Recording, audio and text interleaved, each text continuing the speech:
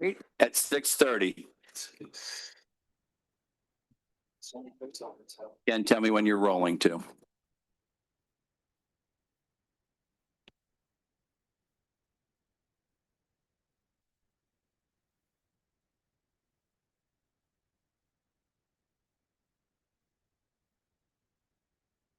Be just a little bit too high.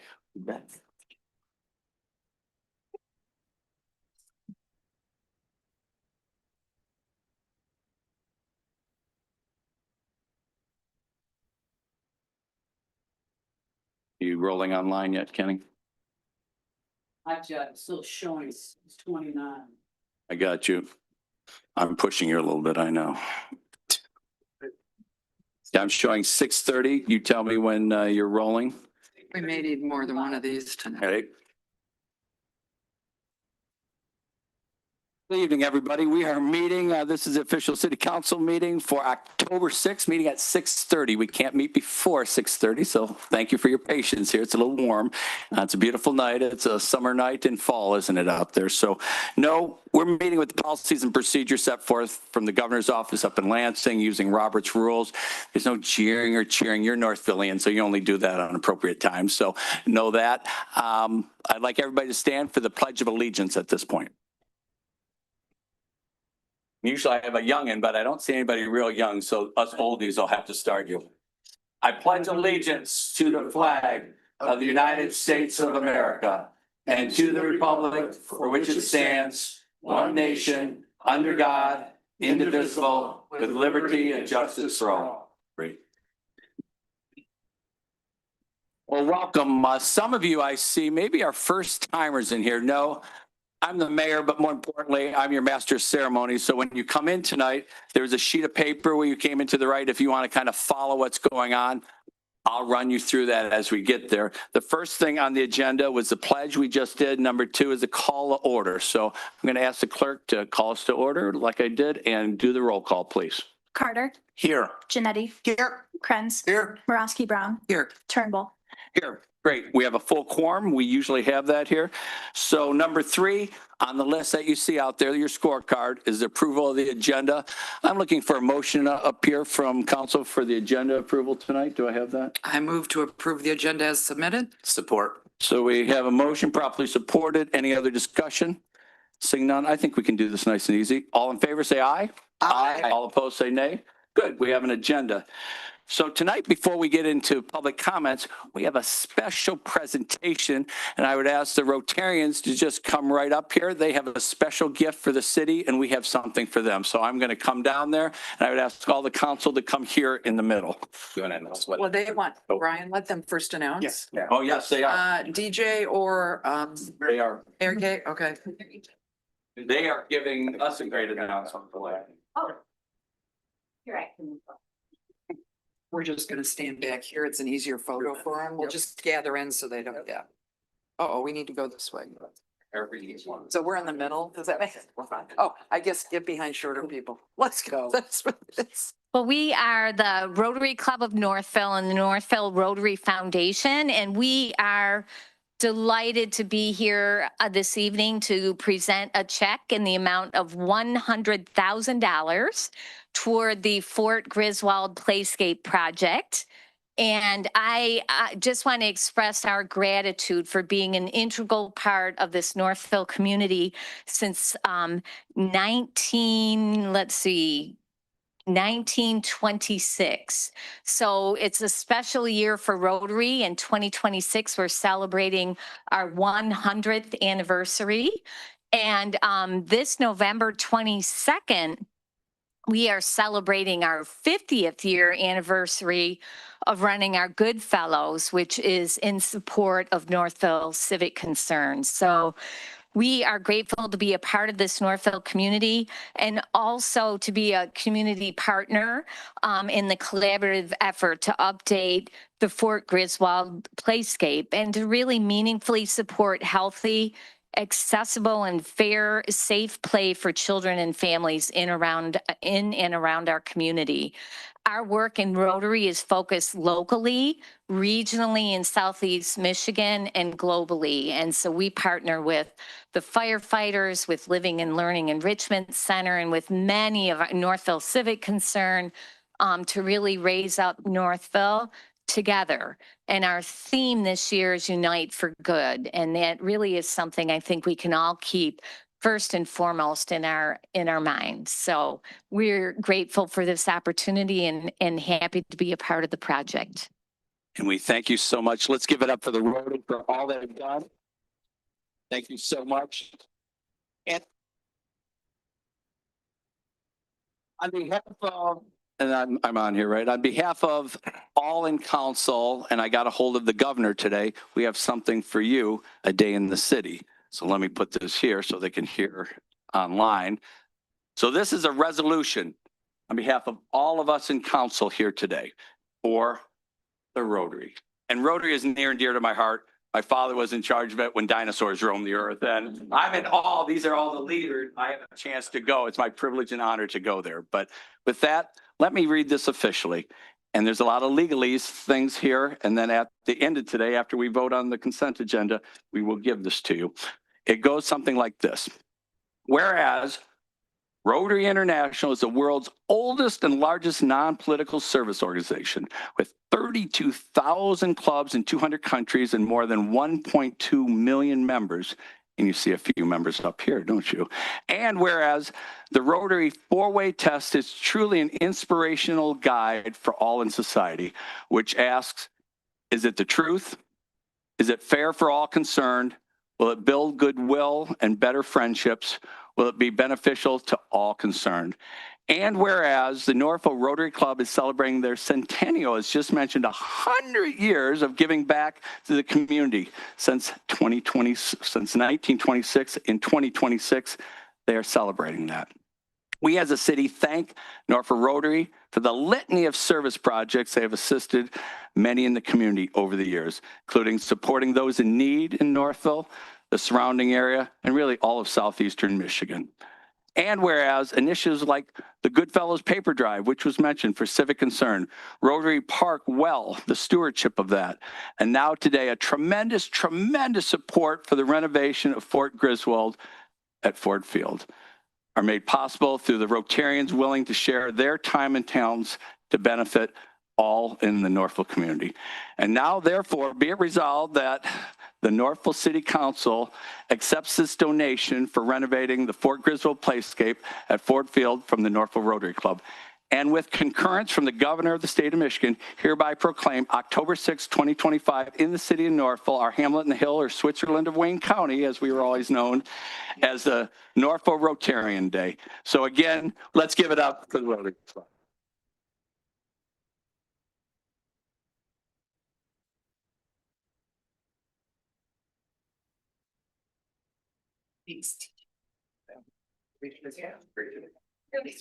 Take a picture. Yeah.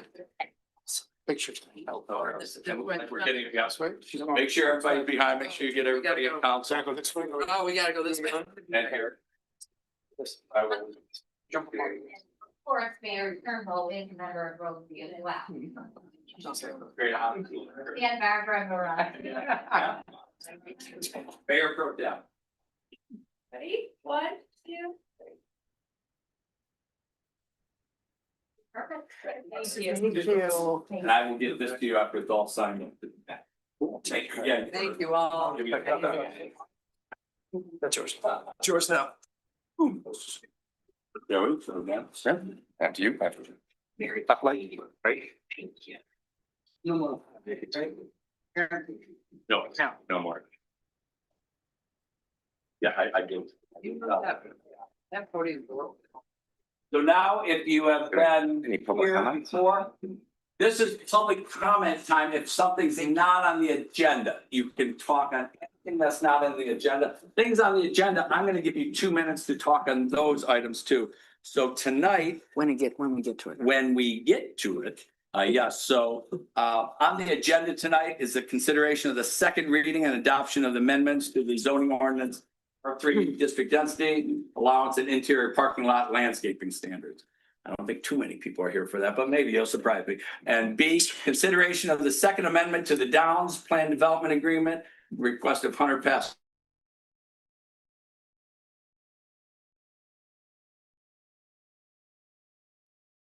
This is the time as we're going forward for anything that's on your mind other than those two. I will give you 2 minutes. And again, 2 minutes when you come up, full name and address and Northville. You know, you live in Northville or wherever. So just come on up to the mic if you want to talk on anything other than those two.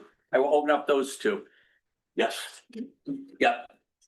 And as my city manager always says, sign in so we can actually read your writing in the book, but that'd be great. So just sign in right there on the sign-in sheet and come right up to the desk. If you know you're going to speak, the next person could sign. It's all yours. And he will adjust that mic. Good evening. Hi. My name is Christy Wysocki, 18426 Fermanagh Court, Northville. Hello, everyone. I'm a long-term Northville resident, a wife, a mom, a friend, and an accidental community activist and founder of Community Over Cars. This past summer, I was enjoying a low-key 90s style summer with my family, but in mid-July, that turned upside down when Northville was forced back into the 90s. I loved growing up in Northville, but I loved the future of Northville more. So I created my own yard sign and invited some friends and family to join in. Little did I know, I was activating thousands in the community and providing a voice that was desperately needed. While this has been a tough summer, I have seen generations come together, support our community for this cause, for the schools, and for civic concern. While the recent ruling is disappointing, today is not about winning or losing. It's about how we respond. When the streets closed, Northville opened up for a vibrant future. We've all heard the hours of testimonials, read thousands of pages, and analyzed the community survey showing vast support for the seasonal street closures. I did not put a lawn sign in my yard to fight with people on Facebook or read bitter commentary in local publications. That is not what Community Over Cars stands for or believes that Northville is about. We are all one team. We are Team Northville. So City Council, we support you. To the community, I invite you to join us to collaborate, connect, and show Metro Detroit the best of Northville. That is what Community Over Cars stands for, and we're just getting started. Thank you. Thank you, Ms. McDonald. Again, try not to clap, no clapping, no jeering. That's Robert. No. I know you're dying to do it. Try not to. That's why we have the police here. You know,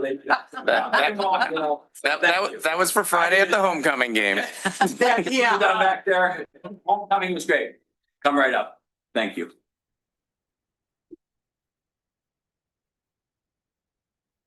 All right, good evening. My name is Lauren Schmidt. I live at 370 Maplewood Street in the Northville Heights neighborhood.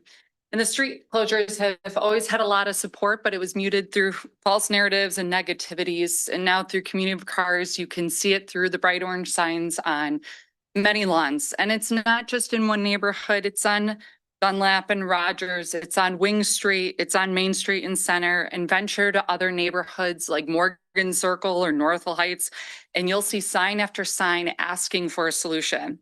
Today, I want to emphasize my support and so many others who want to help council. And I know you'll represent this visible majority interest. There are so many smart people who want to help you, and it's not just cute, smart, successful moms like myself. There's many different generations.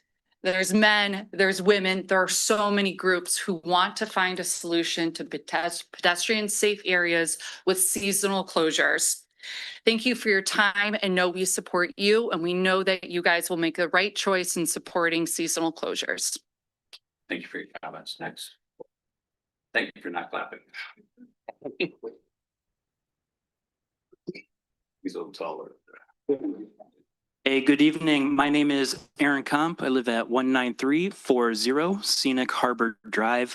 I wanted to take my 2 minutes or so to just explain my support for seasonal street closures, on-street dining, and other measures we can take as a community to prioritize people over just vehicle traffic, parking, and cars. I moved here in 2021 and have raised my 2 children, a 4 and a 5-year-old, under this entire time with seasonal street closures. And so it's become a treasured new Northville tradition for me and my family. And I really appreciate City Council pushing for these closures and appealing the recent lawsuit as well. So if you are also disappointed with this recent ruling, I suggest everyone check out Community Over Cars. We're on the .com, we're on Facebook, we're on Instagram, also Nextdoor recently. And so what we've seen is a large group of people only since July come out and support this message around creating a more equitable Northville for everybody. So thank you so much. And if you're interested, join us with Community Over Cars. Great comments. Next. You pull that down. Okay, I think this will work. My name is Colleen Kelly. I'm a co-owner of property in the city of Northville. I also own two properties in the township of Northville. Not only am I one of the co-founders of Gather Northville, which is a group that was created to build community in the area, but I also obviously believe in Northville. By owning 3 different properties here, we're investing in the city and the township because we love what it has to offer and we think it's extremely unique in the area. The connections that we saw through the pedestrian zone, whether it was full year, part year, the connections that we saw in that pedestrian zone, the communities coming together, the people coming together is something that matters so much more than just for the business development. But I would also say for the businesses that remain open during the hours when people are there, those businesses have thrived. But I think what's even more important to me is that the issue in the United States right now, and you can see this across the entire United States, is a crisis of people in creating division, in a crisis of people not caring about their neighbors' situations and saying, if you are not with me, you are against me. And that is not what Northville is. That is not what Northville should be. And I think that our pedestrian zone and the way that we can bring it together to build that community and that third space that really matters are a couple different ways. From what I have heard, I think that the city should really consider finding stronger counsel to fight the argument in court. If you need financial support to do that, Gather Northville, I'm sure Community Over Cars, we would be happy. I'm sorry I'm speaking for you, but I think I have your support. We would be happy to run fundraisers to help support that so it doesn't all come out of taxpayers' dollars. The other thing that the city council really needs to do is publicize how citizens can put this initiative on the ballot, whether it gets appealed through the court or not. We need to know as citizens, how can we finally put this to a vote and end the division in our community? Thank you very much. Next. Make sure you sign in right there too. Full name and address and city. Mary Starring, 402 Randolph, Northville. I've been a citizen of Northville for 40 years. Lived on Randolph the whole time. I owned a business downtown. And I truly believe to stop the bickering and stop the fighting and put it to a vote. And then we'll be done with it and see what the citizens want. Thank you for community. Next. Justin Bargett, 872 North Center. I won't keep it long at all. Just wanted to give my support for Community Over Cars. My family and I moved here 5 years ago. I was in a small town growing up. So coming here and seeing this type of lifestyle with a shut down town, sorry, not probably the right word, but where traffic wasn't flowing. My kids loved it. They still love it. We live so close. We walk into town all the time. So I just want to give my support for Community Over Cars. And that's all I got. I would say to put it on a ballot, to have everybody be able to vote, I think is probably the best way. Instead of having all of the divisiveness over differencing of opinions, let's actually get it written in stone so that everybody can actually have a voice. Thank you. Next. Hi, Jack Lucier, 548 West Dunlap Street. I'm Jack Lucier. My mom couldn't attend this evening, but asked if I would speak for her. I've been a Northville resident my entire life. My family owns Table 5 and Lucy and the Wolf. My mother, Michelle Lucier, also grew up in Northville. When my parents decided to open a restaurant, there was only one place they considered, and that was downtown Northville. Today, many regular patrons of Table 5 live in Farmington, Farmington Hills, Birmingham, Brighton, and even Monroe, and most importantly, Northville. In 2011, almost a decade before the COVID-19 epidemic and the closure of Main and Center Street, we purchased a permit to use one parking spot for outdoor dining. So in exchange for that single spot, dozens of diners have been able to enjoy outdoor dining on a great evening. Not once has a patron complained about the parking spot not being available, but many of them have had great experiences in downtown Northville and have told their friends. They are now the ambassadors. Now, persons unknown have pushed to repeal outdoor dining. Are they Northville residents, owners of businesses in our downtown district, out of towners? Is this the best way for our town to be governed? For years, we were divided on street closures issues. That issue is being appealed, which could take a considerable amount of time. And now we're turning back the clock 14 years at a time when we should be involving and approving. Thank you. Next.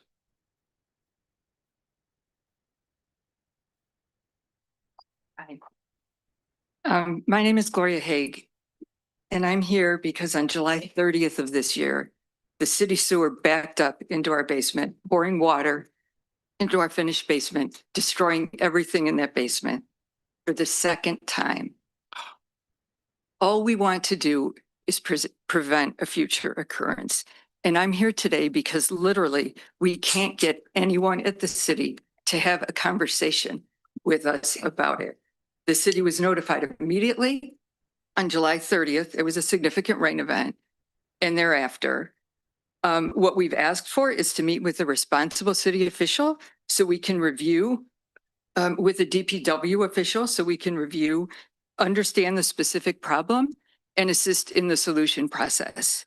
My husband is a civil engineer. He understands this stuff and we just want to help. And we have been shut down at every turn. It's not about the insurance. Our homeowners paid most of it, so that was fine. The city did put in a claim for us and referenced a report prepared by the city. And I would like to leave packets of information for you and you can read for yourself what happened. With the clerk would be great. Thank you. You can read for yourself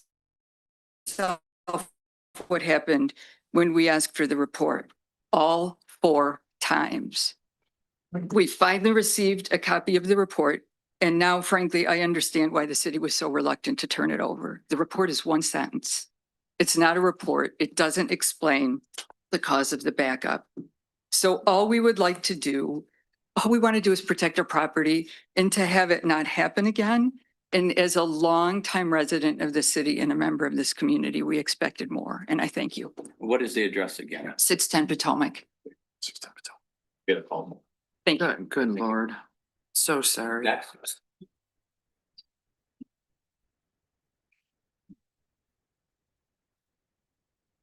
Nice to see you all. My name is Brian Friel, resident at 715 Randolph Street in Northville Green Condominium, one of the gems, hidden gems of Northville, I like to think. Well, it's good to be here today. I came out because I've been a longtime resident and employee here in Northville since 1985 when my sister gave me my first job as a busboy at McKinnon's, which I returned to, and I'm still working there at Table 5. So I've kept the lease miles down on the car for many years. I just wanted to express my disappointment in the opening of the streets and the taking away of the street side dining. It's been a very special part of Northville for so long, and the communities have always loved. Everybody's looked at us with admiration and jealousy because they're like, you have this great thing going on down here. So many families I know have celebrated down in downtown Northville. We've had family celebrations. I know people, neighbors, and have that just taken away. So many people have been so disappointed about it lately, you know, and I hear so much of it behind the bar, which I probably, if I would help everybody, if I wore my black shirt, everybody might recognize it. So it's great to be here. I appreciate all the work the Community Over Cars has brought too as well. They brought a voice to some people, a lot of young people, a lot of young families that are around. These neighborhoods are transitioning. We're seeing progress. We're seeing change. And I think they brought a voice to people that they thought they didn't have a voice in this matter. and people are looking around, they're starting to see, and they go, we do have a voice. So thank you very much. About all I can really give to it. I'm glad I was able to come out and let my voice be heard, and I hope everyone appreciates what I had to say.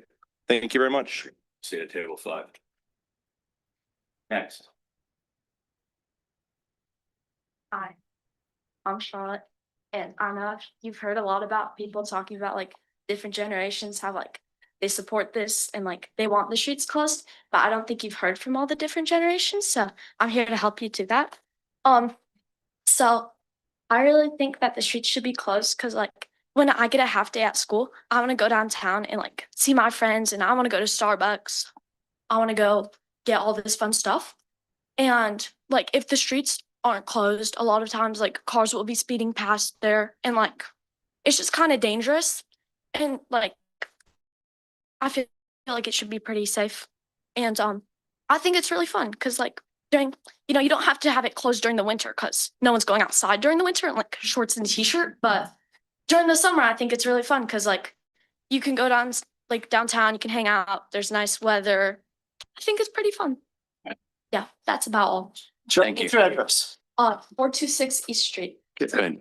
Thank you very much for coming to the mic. Next. Absolutely. Peter Hoffman, 19317 Upland Court. So it's been an eventful October. Tigers in the playoffs. Lions 4-1. Yeah. I even heard there's a new Taylor Swift album. Oh, yeah. And I think I read somewhere there was some crazy court decision that happened last week. Again, I've spoken here before. My name is Peter Hoffman. I'm a member of the Community Over Cars leadership team. And I just wanted to once again come up here and express my gratitude to you for all your service. I'm going to say that, especially in the last few days, we've seen a lot of emotional language, a lot of passionate discussion across multiple platforms. One thing that we have seen, and we do not appreciate it and find it ugly, is calls for a boycott or not patronizing any Northville business. And I'm here to speak on behalf of Community Over Cars and say that we firmly condemn that. We reject it. We do not call for a boycott of any business, regardless of where they stand on this issue. We get stronger together, and all of those businesses, even though I may not personally agree with them, they strengthen us as a community. That being said, I understand the anger and the passion that comes from it, and from having a few unelected, largely anonymous people spend a significant amount of money to take away something that we felt was important and gave our community a reason to come together and gave a lot of us a voice, and take it away using, quite frankly, an arcane law and a glorified property map. That being said, we have seen that frustration and we want to change it, but I'll end with a plea that for you guys to keep fighting for us, for members of the city of Northville, for members of the surrounding community, and those who would come and visit. Thank you very much. Thank you very much, Peter. Appreciate it. Next.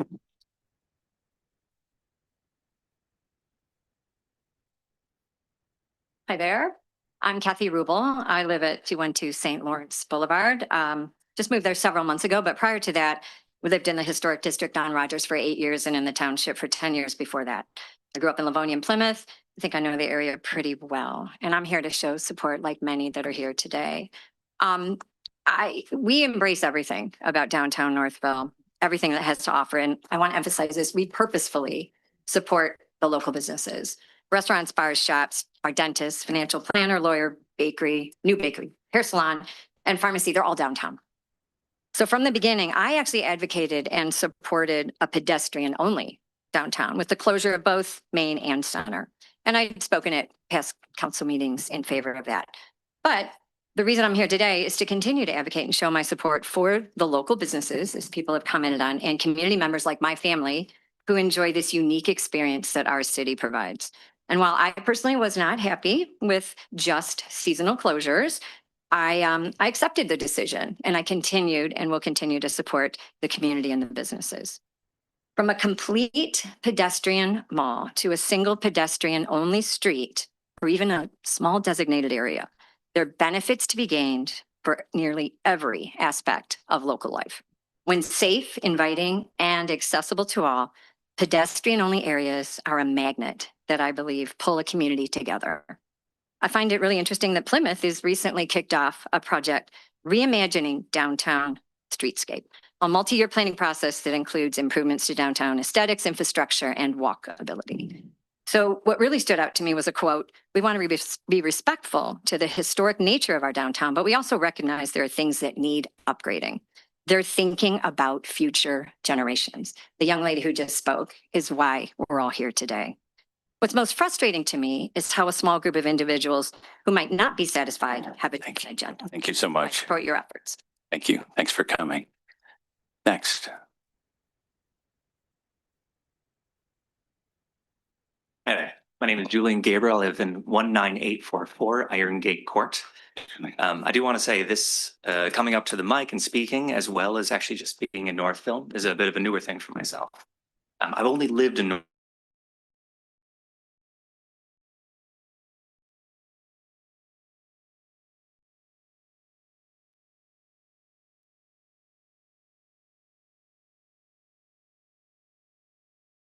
and my colleagues and friends starting out their lives, buying their first homes, having their first kids, having a place to go to in your community, have a community is a really important thing for us. To be able to walk, to be able to converse, to be able to have a meaningful place where you can go and genuinely have good connections with people is something that has been drastically lacking inside not just Northville, but I would say the US as a whole. The opportunity that is here is unbelievably amazing. And I am very impressed that you didn't just have the willpower to go and try it, but to defend it. That is something I really want to say thank you very much for pursuing. I don't represent all of those in my age range and my group, but I do represent many in saying that we want to see an open and honest effort towards making our community stronger with an open street. I also want to say that it is important for us to consider that there are points on the other side. I know that, of course, I might be a bit more zealot towards a specific idea, and I do want to recognize that there are many concerns out there for accessibility and for safety and for the businesses as well. I do have faith that there is a compromise to be made, and whatever that is, I know that I will continue to support, and so will my colleagues. So we really appreciate it, and not just for myself, but for the generations that come that are starting and are really beginning to build up. Thank you very much, and I look forward to seeing what happens. Thank you, Jillian. Next. Good evening. My name is Karen Fox. I live at 19683 Ironwood Court. I'm a township girl. It's okay. So I don't have a right to vote. It's okay. But when they said put it on the ballot, I got a little offended because I've been here 36 years. I shop here. I live here. I walk here. I go to Kroger's, even though I hate it. I want Hiller's back. Mini Kroger, yep. But I do support, I go to our car wash. I won't go to the new one. But we need something here for all the people, the young people. I'm 68, so I'm probably old now, but I'm still young. So young, so young. But I really think we can find a compromise. And I don't think it's shutting this all down. We were vibrant again. I've lived here and watched Northville come up, and then fall down. Come up, fall down. The restaurants come and go, the businesses come and go. And there's a reason for that.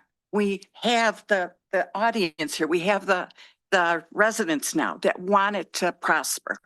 And I really think we need to capture this while we can. I did see something, I'll say it real quick here. I just lost it.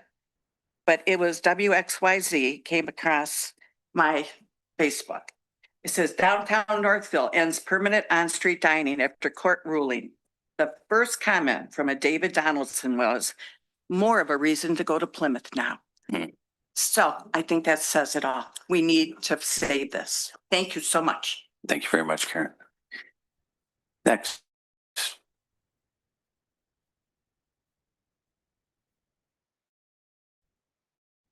Good evening, everybody. Jeff Jacobs, 1033 Glen Hill Drive.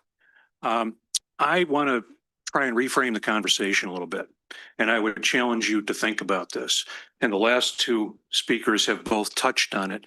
And I think it gets us out of some boxes that we've all put ourselves into on street closures or street opens. The issue is not whether the streets are open or closed. The issue is how do we as a community find common space where we can literally gather to share the sense of community that has always existed here. I would commend the Rotary, not only for their gift, but for their theme, Unite. And we are only going to, I think the division in the community is a bigger issue than whether the streets are open or closed. Because regardless of how the court decision comes back, there are still going to be people on one side or the other. And the issue is not whether the streets are open or closed. It's whether or not this community can find a spot for people to gather. I personally continue to think that Ford Field represents a wonderful opportunity to be added to the social district to do that.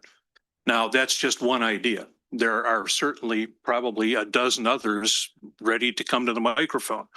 But let's get off this kick of whether the streets are open or closed and see if we can't find a way and a place for the community to gather and put this all behind us. And I would challenge you to use a little creativity, a little imagination, check your egos at the door on the streets and sit back and think about whether or not we can do that. Because that's really what community is about. It's not about the hamlet in the hills. It's not about Switzerland. It's about the community spirit that we all bring to the table. And the only way we're going to do that is to unite. And the only way we can unite is to take the streets off the table. So I would challenge you to reframe the conversation in your own deliberations and figure out where and how we can do that. Thank you. Thanks, Jeff. Next. Hello, Dan Farrell, 729 Gray Street. I'm so grateful to hear all the comments here today because the city is not divided. I want to share some information about the seasonal street closures. This isn't some people want them closed, some people want them open. The city, the community of Northville wants the streets closed. There's a lot of data and data points supporting this. 3/4 of the community regularly shows that they want the streets closed. In 3 months, 2,600 people have joined Community Over Cars. That's 2.5 times what is in the Let's Open Northville group. And they've been an organization for 3 years. In 3 months, 2.5 times what Let's Open Northville has. A community official did an analysis of the comments at city council meetings, as well as the letters that come in. I believe 72% of those individuals commenting support at least seasonal street closures. And a survey done by the city that was checked for improper voting showed 74% of people wanted at least seasonal street closures. If someone is claiming that there's no data, they're mistaken. More data. A Change.org petition had 3,600 signatures to keep the streets closed. 75% of the city council regularly votes to close the streets. 400 people have purchased signs from Community Over Cars and put a sign into their yard. I want the streets closed seasonally. Walking to town on Saturday with my 4-year-old son and enjoying the social district with all the people and the whole community around was a joy. Northville, the community of Northville want the streets closed seasonally. Thank you. Thank you very much, Dan. Anybody else in council chambers? I will open up to those online. Anybody else in council? Oh, they are coming. Oh, they're flying out. Then you have to do the 3 counts. Okay, come right up to the mic of life. Hi, good evening. I'm Justin Berry. I'm at 43972 Cottisford Street. My wife and I moved there from Novi. One thing Novi lacked significantly was this central area where people could go. There was no downtown. It was almost urban sprawl. So we love coming to Northville. We have 2 kids, a 3 and a 6-year-old, and they don't always sit still. They get up from the table. And that's always the biggest fear with the cars on the streets are they're going to get out of the seat, even if we're on the sidewalk, and run out into the street. You know, you're always on edge. You can't, let your guard down. But with these streets closed, it was so nice to be able to go eat downtown, hang out, go walk around, maybe do a little shopping. So however we want to fight this thing, and I understand that some people are saying, let's come together, but I think coming together requires some sort of seasonal closure. And I don't know if we're allowed to do a resolution, but in my little bit of research that I did, we could potentially put an advisory question on the ballot and take it to the people, even if it's not binding. And I think the city council has the power to do so. So I implore you to seek out some sort of public opinion. And additionally, is there some way we can make the streets safer going around those 2 streets? Can we put better signaling in? Because I know some of the people that live on the side streets were a little concerned. What can we do to improve those streets and an alternate route around downtown so we can have the main two streets closed and be able to have this walking social district without fear of somebody getting hurt going around the neighborhood? Thank you. Okay, thank you, Justin. Next.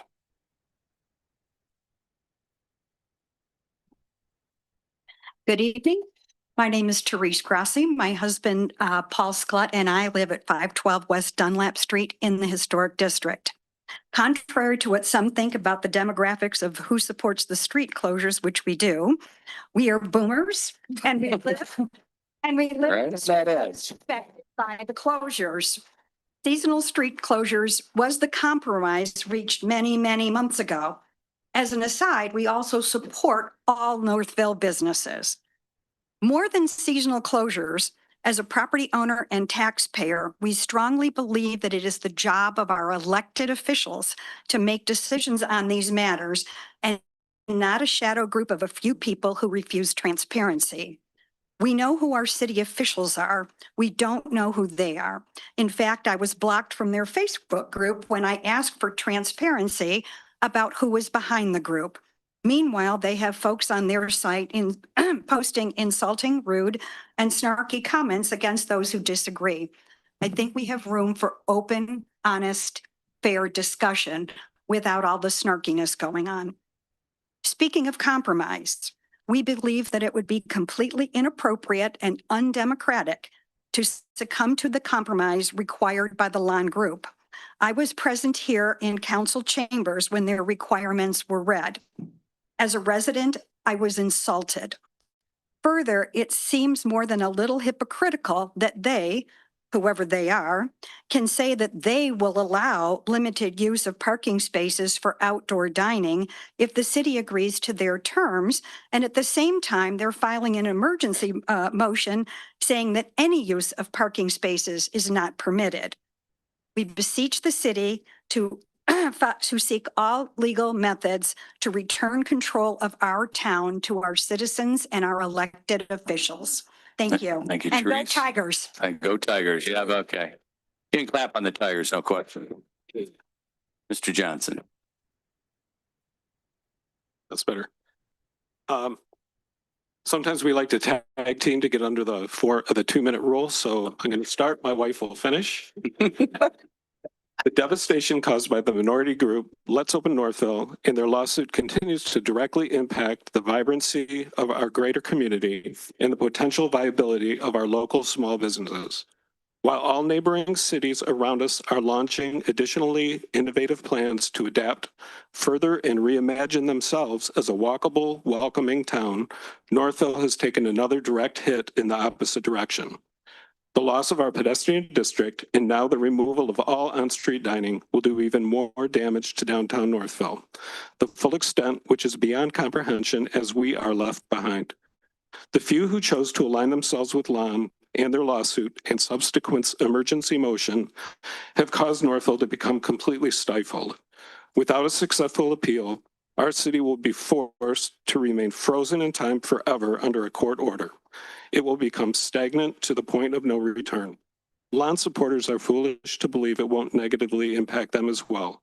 Property values, economic growth, new business incentives, community engagement, and visitor appeal, all of it and more will be adversely affected. Our town could have had it all with this uniquely awesome vision as a pedestrian district front runner in our area since 2020. We are seeing it, living it, loving it, and sharing it together. Most of us anyway. All of the greater further enhancements that have been made from our pedestrian-only areas, were even better, including those temporary concerns, had to be scrapped. The opportunity for Northville to maintain and increase its standing as a charming destination town with something extra special to offer in the greater area has been crushed. Good timing. Johnson, same address. Our town could have had it all. Oops, he did that. Instead, we now have commuter vehicles, vehicle traffic of all sizes, shapes, decibel levels, speeds, and law-breaking means cutting through our once beautiful small town. All of the extraneous traffic, which had been diverted well outside of the downtown area to the outer borders of our city during the street closures, is now back inside our city limits once again. So many vehicles just barreling their way through, not stopping, not dining, not shopping, and not enjoying our community. Oh yeah, there are a few more parking places now. And there's some unfortunate, unsafe, illegal double parking going on, all for the disruptive benefit of the shortest possible walk from a vehicle door through a suddenly halted traffic flow to the door of a destination. This is not vibrant, this is not thriving, this is not welcoming, and it is not necessary. As lifelong residents, who truly love our hometown, we believe now more than ever the city must ramp up all legal efforts to the fullest extent possible in order to vigorously seek a full legal appeal of the Lon lawsuit in its entirety. The indefinite chokehold Lon has placed on our town and our elected officials must be reversed as soon as possible before Northville is permanently trapped somewhere between 1840 and 2019 for the rest of time. Those times may have been fine back then, but they are not desirable for a successful and dynamically adaptable, community-focused future. Northville, its residents, its businesses, its community, its valued visitors, and all of us deserve better. Thank you. Thank you, Lori. Who is next? I am Tyson Navarre. I live at 914 Ely Court. I will keep my comments brief and extemporaneous. Super. Super. I like it. I'm a proud member of the Community Over Carriages group. And I'm very happy to be here to thank you, the City Council, for continuing to resist the lawsuit. I believe that the will of the majority has not been expressed. And based on that, we need to continue to fight the lawsuit to ensure that the will of the majority is expressed. And that means a pedestrian zone. That means a more family-friendly Northville. And I am all for whatever we can do to make that happen. Thank you. Thank you, Tyson. Who is next? Counselor. Stephen Calkins, 317 West Dunlap. I apologize for being late. I was teaching a consumer law class down at Wayne State, but the phone system works and I got to hear the comments as I drove back. Excellent. And they're very good. Well, the only concern that I had, and I did submit a comment, so this is just a spin on that, is that there were a series of people saying, let's compromise. And, you know, my view is that you should all listen to all sides. You should think about arguments pro and con, tweak this, tweak that, try to serve the greater good.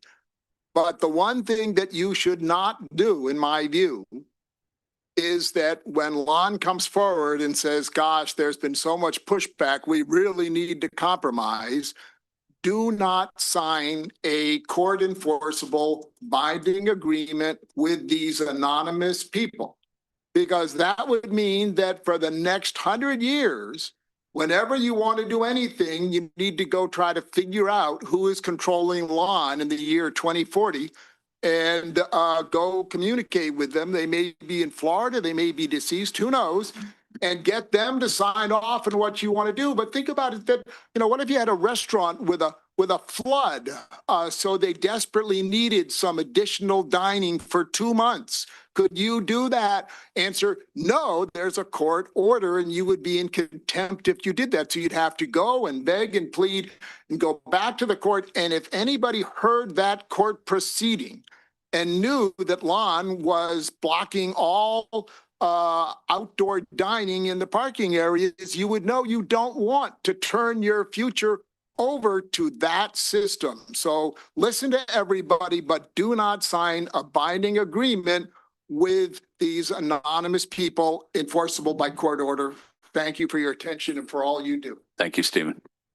Anybody else here? No clapping, but I appreciate the opportunity here. Anybody here? I'm going to put online, going once, going twice. Last one right there. You got in right under the wire. Can't help myself. I have nothing prepared. My name is Alyssa Damatos. I live at 412 West Dunlap. You may recognize my house by the 40-foot inflatable of the Ghostbusters. I appreciate that. Thought we'd be an inflatable family, but here we are. Born and raised in Northville. Laura and I played basketball together. We did. Love Northville.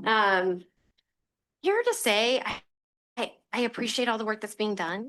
And what is next? What are our options outside of it?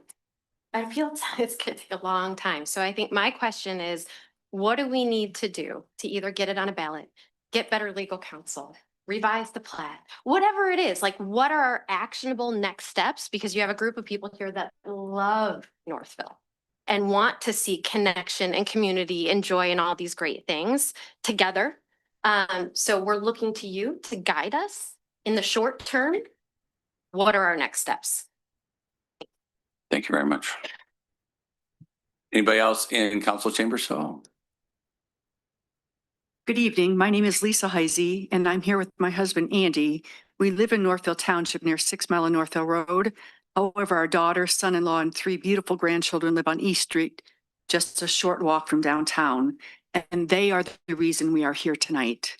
Downtown Northville, especially with the streets closures, has given us the incredible gift of making lasting memories as a family. We walk with our grandchildren through the streets, watch their faces light up as they mention the ice cream from Brown Dog, mine too, if I want to be honest, and delight in seeing their dancing to the live bands in the streets.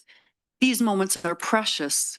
In the busy pace of life, they often are hard to come by, but here in this community, we found them. When my husband and I are gone, hopefully not too soon, our greatest hope is that we are remembered by our children and our grandchildren through these simple, happy times together. We want to sincerely thank the city of Northville for creating such a welcoming, safe place to gather, and we respectfully ask that you continue to support the street closures and outdoor dining from May through October. You're not just closing streets, you're opening spaces for families to connect, to laugh, and to create memories that will last for generations. Thank you. Thank you, Lisa. So anybody else? I know I closed it once, closing twice. It's closed in here. So if you could let those online know how to raise their hand. You know, we have an awful lot of people. You don't see them online. We have an awful lot of people online here tonight. If you could go through that. We do, Mr. Mayor. Thank you. There are actually 31 viewers on the YouTube live channel right now. Anyone that's on the live channel that would like to make public comment, we ask that you call in to the public comment toll-free number. The instructions are at the top of the agenda. Once you're in the meeting, we'll ask that you raise your virtual hand. Mr. Mayor, there is one caller that is in the meeting. If you would like to make public comment, please press *9 to raise your virtual hand, and we will call on you. Again, the caller with the last 4 digits of 8716. If you'd like to make public comment, you need to press *9 on your keypad. We'll give her a count of 1. She's still looking for that button, or he. We'll give her a count of 2, still looking for the button. I don't see it, Ken, do you? Nope. Okay, we have given plenty of time. Anybody online? This is your last chance for this. The other 2 things on the agenda, I will open it up for that. Going once, going twice. Okay, I'm closing off public comment on that then. Thank you very much. And it was great to see a lot of your people downtown Northville. We had like almost 9,000 to 10,000 people, you know, in the streets for the weekend. I see a lot of you that we spent most of the weekend together. Okay, don't look at me that way. I wasn't with your wife, so good. So, Mayor, before we move on, we did have several people bring up the question of putting it on the ballot. Could we have the city manager speak to that effort previously and the current status there? We normally don't respond on different things. Everything that's been said, we've probably looked at. So I believe you will say that. And we have our legal staff here too. So that was an option at one Yeah, point. our city attorney is here, could talk more about it, but the city did have a discussion with council to place this as an advisory issue on the ballot about the streets opening and closing. And unfortunately, we were turned back by the county and they said that you could not put an advisory issue on the ballot. So if you want to have a further explanation from the city attorney, but we tried, We took all the efforts from council under direction and it was not successful. They say you cannot put advisory votes on ballots. It has to be a binding vote, but. Yeah, that's exactly right. So it was Oakland County in particular that wouldn't allow its placement on the ballot and said they would require us to litigate to get the advisory question on the ballot. The other thing that's been brought up tonight is rather than it being advisory, just putting it on the ballot to see if it could be legalized, but unfortunately there isn't a statutory authority for that. And now that there is the litigation, the sole means of getting what is currently in place regarding opening the streets in Northville is through the Court of Appeals argument. I do want to mention, several people have referenced counsel. I am not counsel on that case. Somebody represents us. It is not. I just said that if there is any confusion. You slid that one in there, didn't you?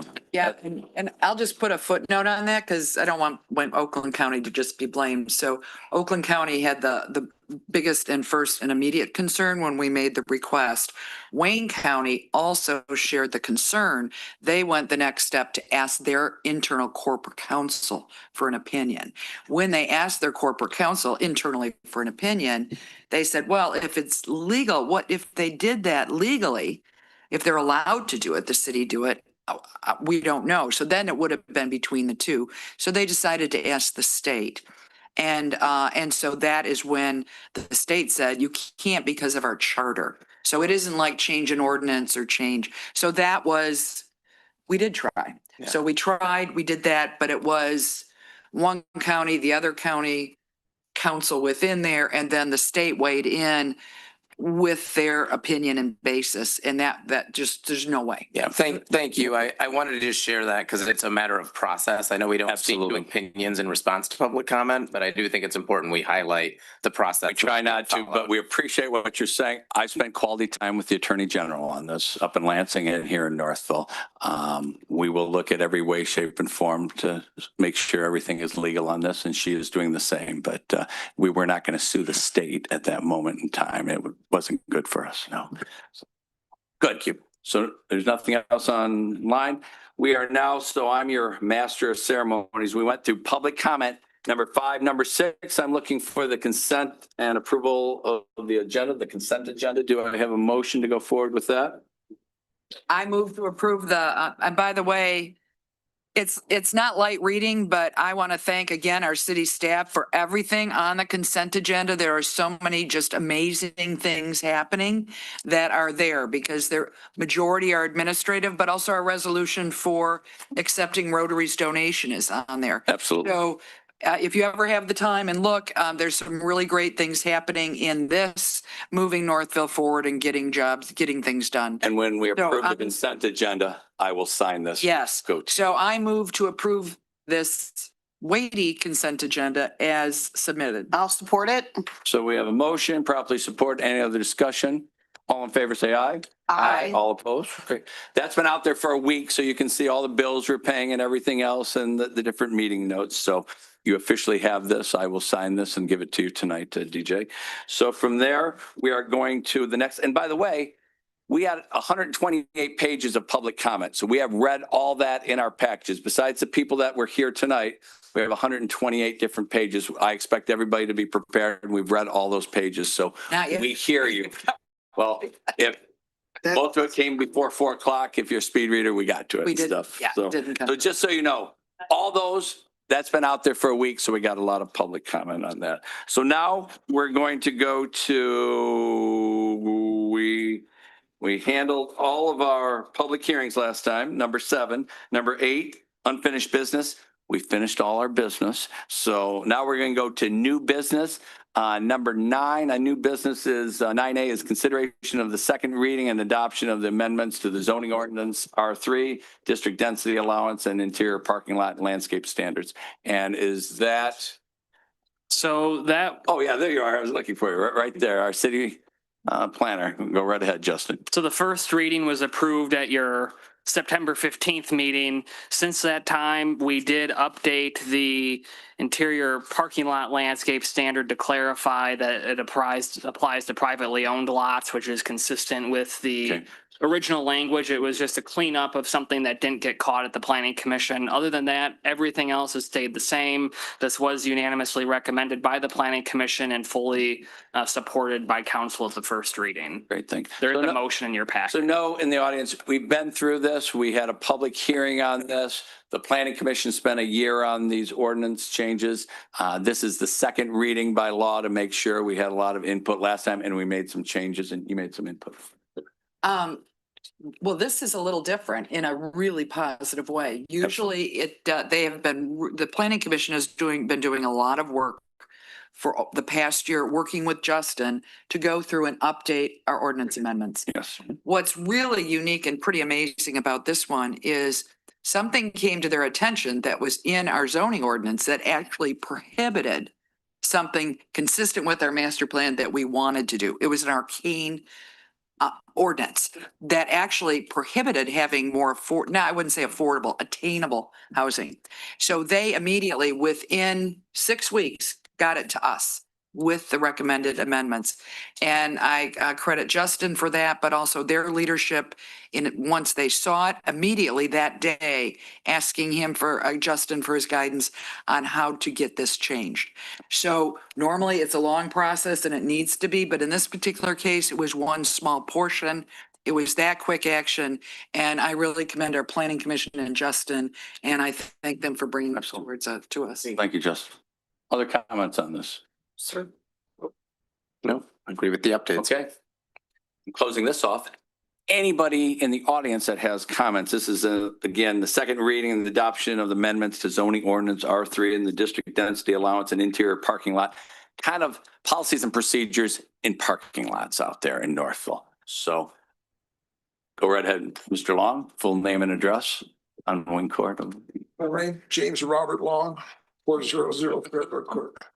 Very much. I gave you a little, some paperwork there, and my apologies for not having a cover sheet because I just caught wind of this thing this afternoon.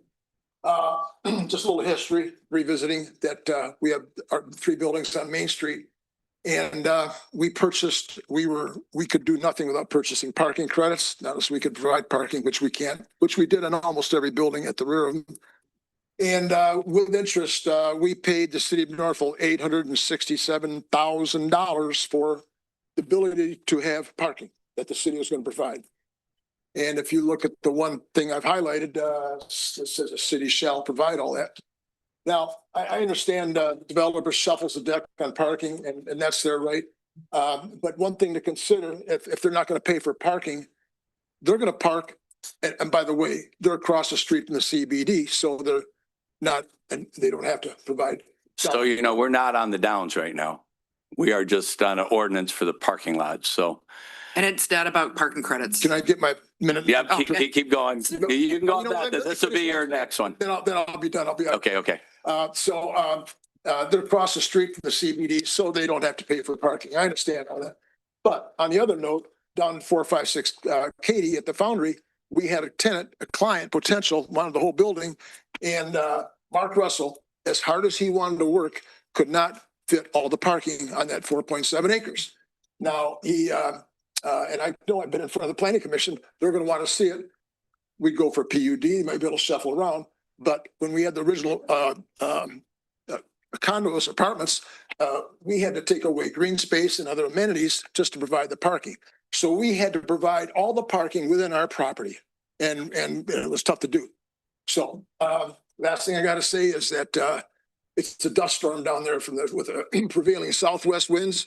Our vehicles are getting covered with dust. It's time to get the water wagons back up. Thank you. Thank you very much. Duly noted. Again, that was on the next area, but he's not going to speak on the next one. I let him go forward. He just came in here. There's a lot of people. Is there anything on this? Again, we've been around since 1827, so the policies and procedures are really old. That's why Planning Commission is doing all these ordinance changes, and I appreciate the city planner looking at each and every one of them. This is on just a planning ordinance for our parking lots. Go right ahead. Good evening, Lenore Lewandowski, 119 Randolph Street. I just want to reiterate my position that I spoke about at the first reading. So I attended both the meetings where this developer proposed a small little development, but was having trouble being able to do this because of the density, with the way the ordinance was written. So again, I think this is a great ordinance. It gives Planning Commission some leeway to approve things without having to go to BZA for a variance, which I think is a great idea. So again, I'm hoping you vote for this because I would love to have this tiny little development with some attainable housing. Thank you. Thank you so much. Anybody else on this? This would be 9A, the consideration of the second reading on the parking. Going once, going twice. Nobody in here, anybody online, I think you said how they can raise their hand, but just scan up and down if anybody wants to talk about parking. Yeah, thank you, Mr. Mayor. There is one caller, 8716 are the last four digits. If you'd like to make public comment, caller, we ask that you press *9 on your keypad. Again, if you'd like to make public comment on this topic, press *9. So I'm going to give them, again, they might be to an area they didn't want to be in and now they can't get out, but I'll give you a count of 3 really slowly. So it's about 10, 1. Anybody else online that wants to talk about the policies and procedures on parking? Going 2.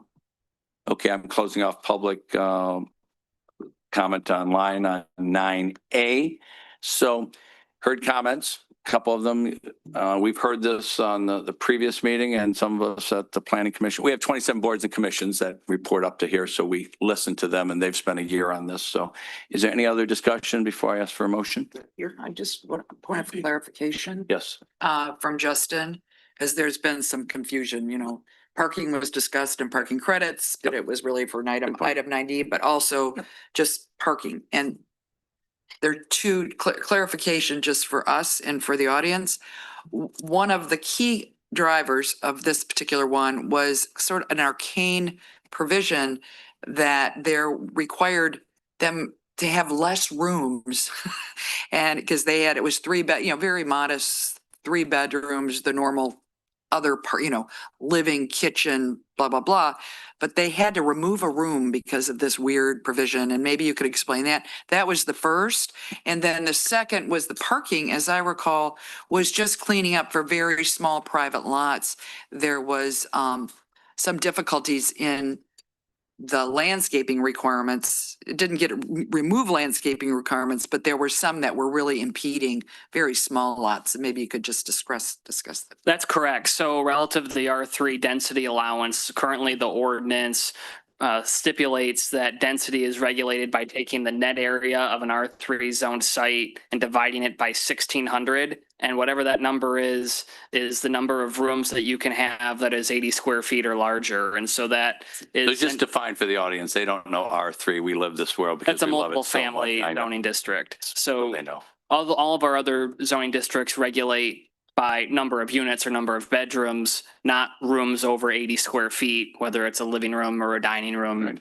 And so this brings it in line with the master plan, which sets a guidance for 12 dwelling units an acre, and it allows the planning commission to alter the density allowance if there's certain criteria in the ordinance that are met. Relative to parking lot landscaping, the planning commission currently has the ability to waive landscaping in small parking lots or any parking lot, and they've been consistently doing that for small lots. So this builds in flexibility for lots that are less than 20 square feet or 20 spaces. They automatically receive a waiver. Right. Thank you for the clarification.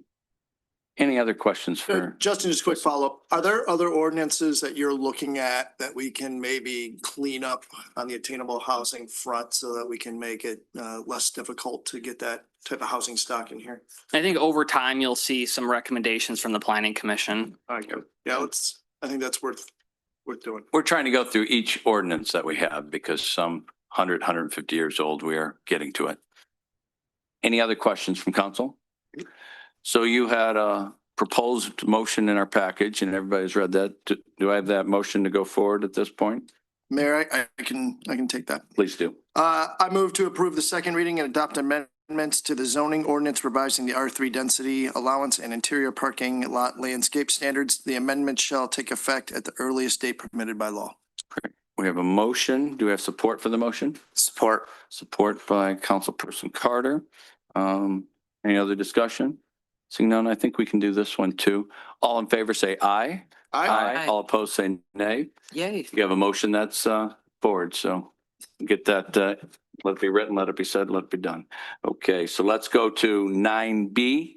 You're on again. This is 9B is consideration of the Second Amendment to the Downs Plan Development Agreement. Requester is Hunter Pastor LLC. So tell us a little bit about that, both you and Tony. So the Planning Commission and really the Historic District Commission have been reviewing changes to this portion of the Downs North site plan for about a year now. The developer presented conceptually at the Planning Commission twice in 2024 in November and December. They also presented conceptually at the Historic District Commission in January.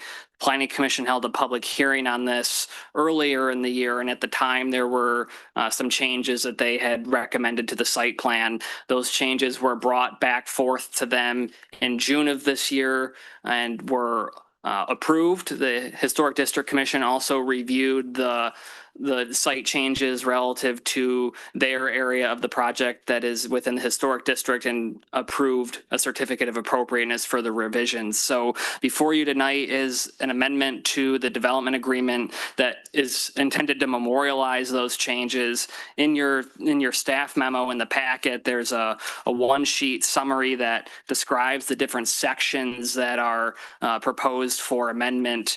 Again, it's all relative to what was approved by the Planning Commission and Historic District Commission.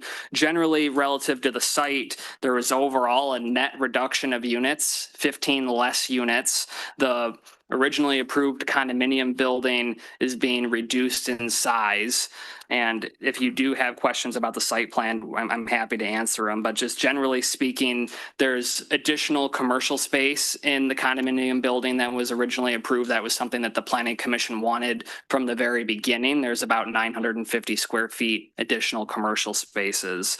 The lineal frontage of the commercial space on Cady Street remains the same, so there's no change there. The Planning Commission, some things that they're getting or that they were happy to see as part of this, the less massing, the large condominium building, they were happy to see kind of broken up into multiple buildings. It does, they're happy with the fronting of the Park Townhome buildings on Central Park as a nice amenity that area again. So less massing, a little bit less density, a little bit more green space between the buildings. That's open space, that is landscape. So there are some benefits there. Again, the staff report does describe changes to the development agreement. Again, all minor. It retains the Central Park maintenance contribution. That's not going away. It's really just intended to clean up and memorialize the changes that was approved by the Planning Commission and Historic District Commission. The agreement itself, the amendments, only a handful of pages. It's lengthened by signature pages. But if you have any questions, we'd be glad to answer them. The city attorney did review and approve this amendment as well. Tony, anything to add to that? No, I would just reinforce what Justin said. As part of it's important to understand that the development agreement gave the authority to amend the site plan to the Planning Commission. They've already done that. And so this really does memorialize the changes in the site plan. We've reviewed it very thoroughly, and I think that it accurately does that. Okay. And it's almost, I know they spent about a year on Planning Commission, almost unanimous there and almost unanimous in HDC, right? When I read your report. Okay, just want to make sure. Anything to add? Nothing to add. City management. So first, thank you. This has been, we've had 680 hours of deliberations and they changed this. We're changing to what we wanted, but it's a change. So we have to go through it. And we spent the last year to make sure everything was good. A little bit more green space, a little bit less density, a little bit less massing from 4 stories to 3 stories. It's great, but we're back here again. I appreciate, and I know some of the planning commissioners are out there, the work they put forth over the past 8 to 10 months and changes that they brought in then, and we made those. So thank you for working with those. I know you worked with them individually, Justin, and we're almost there, but appreciate that. And HDC, great. So it fits into the look and feel, as some of the citizens said earlier, the look and feel of Norfolk. That's just a thank you for you. Sure. Other comments from? And I would maybe say, if you do have questions, I might reserve those until after the developer has a very brief presentation. Okay, I forgot about that. So then I'd be happy to answer. Let's wait until, I forgot. Thank you so much. Hunter Pastor is here, and who is presenting for Hunter Pastor? Seth Herkowitz of Hunter Pastor is here tonight. Come right up. I think it's loaded, Ken, on the computer. Thanks for coming up. Thought it'd be interesting, make sure everybody understands where they're coming from, what it was, what it is. So I forgot that Justin asked Hunter Pastor. It's my connection with Diligent. Did anybody else? No, I was sitting there. I'm still on. Nobody else? Everybody on You're Diligent? still on. Yeah, it's weird. I'm sorry. I Okay, just lost. you my are on. connection with the- Let's do show mode. You are in show mode, aren't you? Okay. It's all yours. Good evening. Appreciate the opportunity back I have for a PDF, but it's not. the city council tonight. Seth Herkowitz on behalf of the Downs Development Team. Before we discuss the amendment in more detail, I thought it'd be helpful to utilize this forum just to update both the council and those attending the hearing this evening on the overall forward progress of the development. So if we could go to the next slide. So internally, when we plan and execute a development, we often frame our work in terms of where we were, where we are, and then where we're going. So I think that context is really helpful as we think about the Downs development in total. This photo that you see on the screen is where we were as its former life as a racetrack. This is a view, as many of you know, looking south. We're standing at the Beale Street Bridge, essentially overlooking the former buried culvert. And I think it's important to remember our baseline condition, which is what this photo represents. Next slide, please. So this is where we are in terms of overall River Park construction, obviously very exciting. In terms of status and next milestones as to where we are in the construction process, we have recently completed the pedestrian bridge foundations on both the east side of the river as well as on the west side of the river. We have bridges. For those of you that recall, there are two bridges, one pedestrian bridge here and another one here. Those bridges are now complete in terms of their foundation. The stone cladding on the west side will be starting on Wednesday. And in the next several weeks, we will be taking the actual pedestrian bridges and lifting them by crane onto the two foundations that I just described. In terms of the river channel work, you can see it runs here. That river channel, we've obviously been focused on bank stabilization for many, many months now. Toewood, boulder clusters, riffle pools, all substantially installed. We're seeing significant germination along all of the banks, which is very encouraging. Just so you know, we have regular inspections by our third-party engineers as part of their construction administration scope of their various contracts.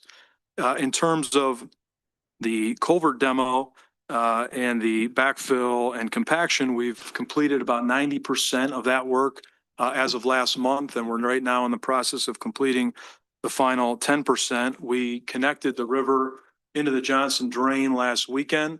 We're now working on the north connection, that last 10% to the Beale Street Bridge. We expect that work to be done this week. So again, forward progress there. In terms of the landscape contractor is working every day or thereabouts to install the 1,200 plus trees that are ultimately going to be on this site. We've completed most of the plantings along the east side of the river. We are making very good progress along the west side, and they continue to make plantings in that area of the river park. In addition, we also had DTE on site last week installing the first light poles along the east side of the river, and soon to be installing the next couple of weeks the asphalt pathways. So all in all, making very positive progress. We're expecting substantial completion in November. And as we look to where we're going, very excited and proud of the overall progress that's been made there and very excited to reach the completion milestone. We want to again mention that we're appreciative of all the hard work that the city team and the various task forces, including the River Task Force, have undertaken to make this project a reality. This is truly the definition of a public-private partnership. I think it's also a relevant time to just highlight again a lot of the benefits that are resulting from this river park. Stormwater runoff reduction, you saw where we were versus where we are today. We're capturing the 100-year floodplain inside the banks of this newly built river. New plant and wildlife habitat, the recreational space for obviously the community. And then one of the big things that as you walk down there and you actually see the park is the connectivity that's been created. South to Heinz Park and the new farmers market, north back to downtown. And then historic preservation. We appreciate all the work of the cabin team, the Mary Gilbert cabin. The foundation was recently poured for that. And the cabin will soon be moved, or we're expecting it to soon be moved into its final place. Next slide, please. This is an overall aerial of the construction progress. This is relatively recent, starting with the apartment building and the Central Park. The apartment building, we're about 90% done with the foundation work there. Next major activities there are commencement and starting of the installation of the precast parking deck, along with the wood framing, which will start along the south end along Beale in early November.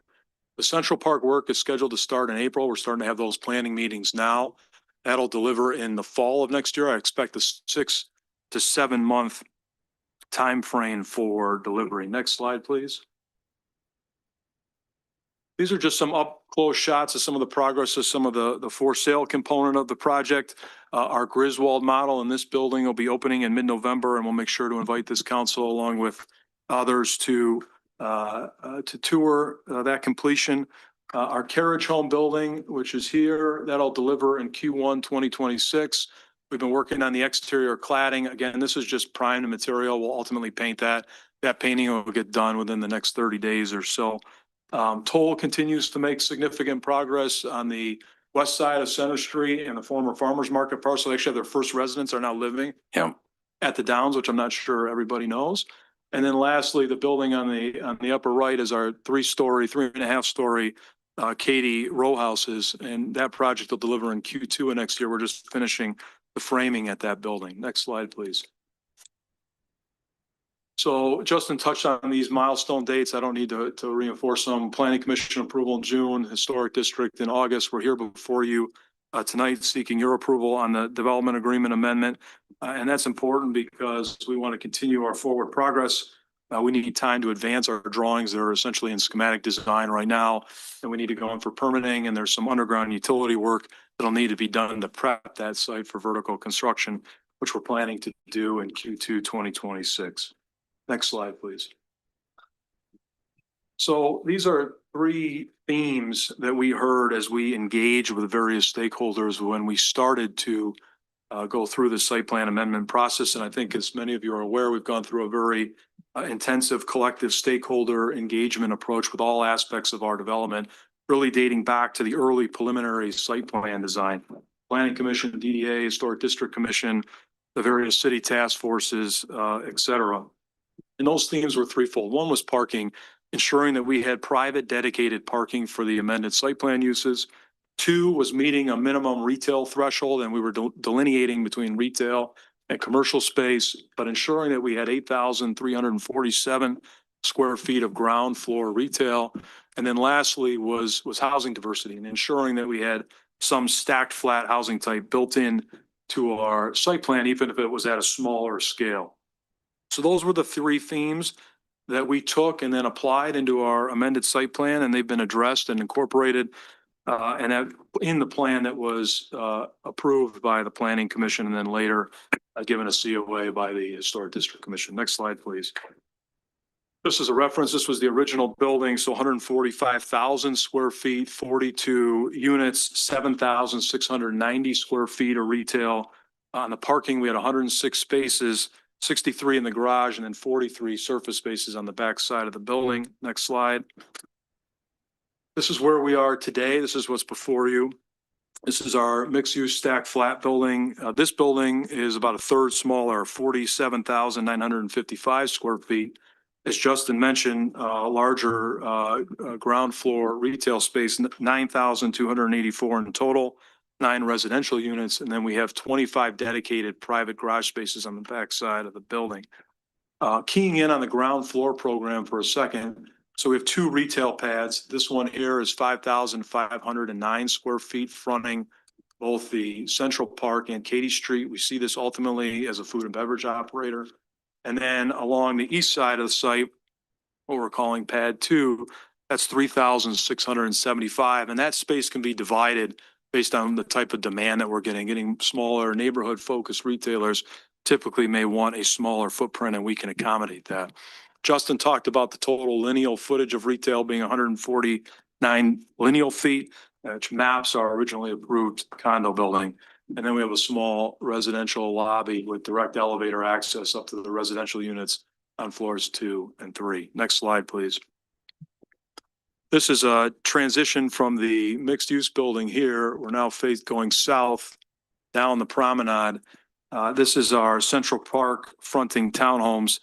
This is a 6-unit building here, followed by a 4-unit building, and there's spacing in between each for a total of 10 Central Park towns. Justin touched on some of the benefits and positive feedback that we received in terms of breaking that massing between the mixed use building and the North Townhome building. And again, between the North Townhome building and the South Townhome building, and then the overall reduction in density of about 15 residential units. Next slide, please. This is our internal pocket park here, and we created this unique condition with the residential units fronting both sides of the park. Before, this was really a surface parking lot with a row of hedges. And so now we've created this kind of unique, intimate condition. It's been very well received. It also improves the overall circulation within the site plan because we've now created a ring road, which we think greatly improves the overall plan on the northeast portion of the site. Next slide. So many of you know that the Planning Commission had requested an overall area based on our amended uses, and we put this together for them. And I caution every audience that I present to. So the Planning Commission is our district here, that nobody experiences our development like a bird, 100 feet up in the sky. But I do think it helps provide overall cohesiveness of the development. When we think of a development, we always plan it from the ground floor, from the grade level, because that's how you experience a new development or any development. And that's how we focus on it for both our development and our design teams. But I think there's a few themes that you can pull from this aerial. Number one is that continuity of retail on both sides of the Central Park. I think that's really important, and that's an expansion of the downtown retail corridor, which this body has talked about, the Planning Commission's talked about, the DDA has talked about, and you can see that here. This is the retail that fronts on the street level for the apartment building, and then now you have this continuation on the other side of the Central Park. Number two, our park-facing units kind of have their own distinct identity. The mixed-use building with its ground floor commercial base really mediates between the Central Park. It mediates between our new Central Park townhomes, our existing Cady row houses, which I showed you earlier, are under construction. And then equally important is the existing buildings north of Cady Street, because we're integrating into the existing framework, the existing network of downtown. So we don't look at this in isolation. And then lastly, and I think this is important too, is the relationship of these various housing types to the public right-of-ways, as well as the public infrastructure, including the Central Park and the River Park. And we spent a lot of time with the Planning Commission focusing on those right-of-way conditions, the integration of the residential units into the public sphere. So all those things I think are very noticeable in this rendering. Next slide, please. So this list keeps growing. This is our public meeting list. It's now 60 plus meetings, and it'll continue to grow, frankly, because we will continue to provide regular updates to all the various bodies in which have engaged and been partners in this project, and we look forward to that continued dialogue. Next slide, please.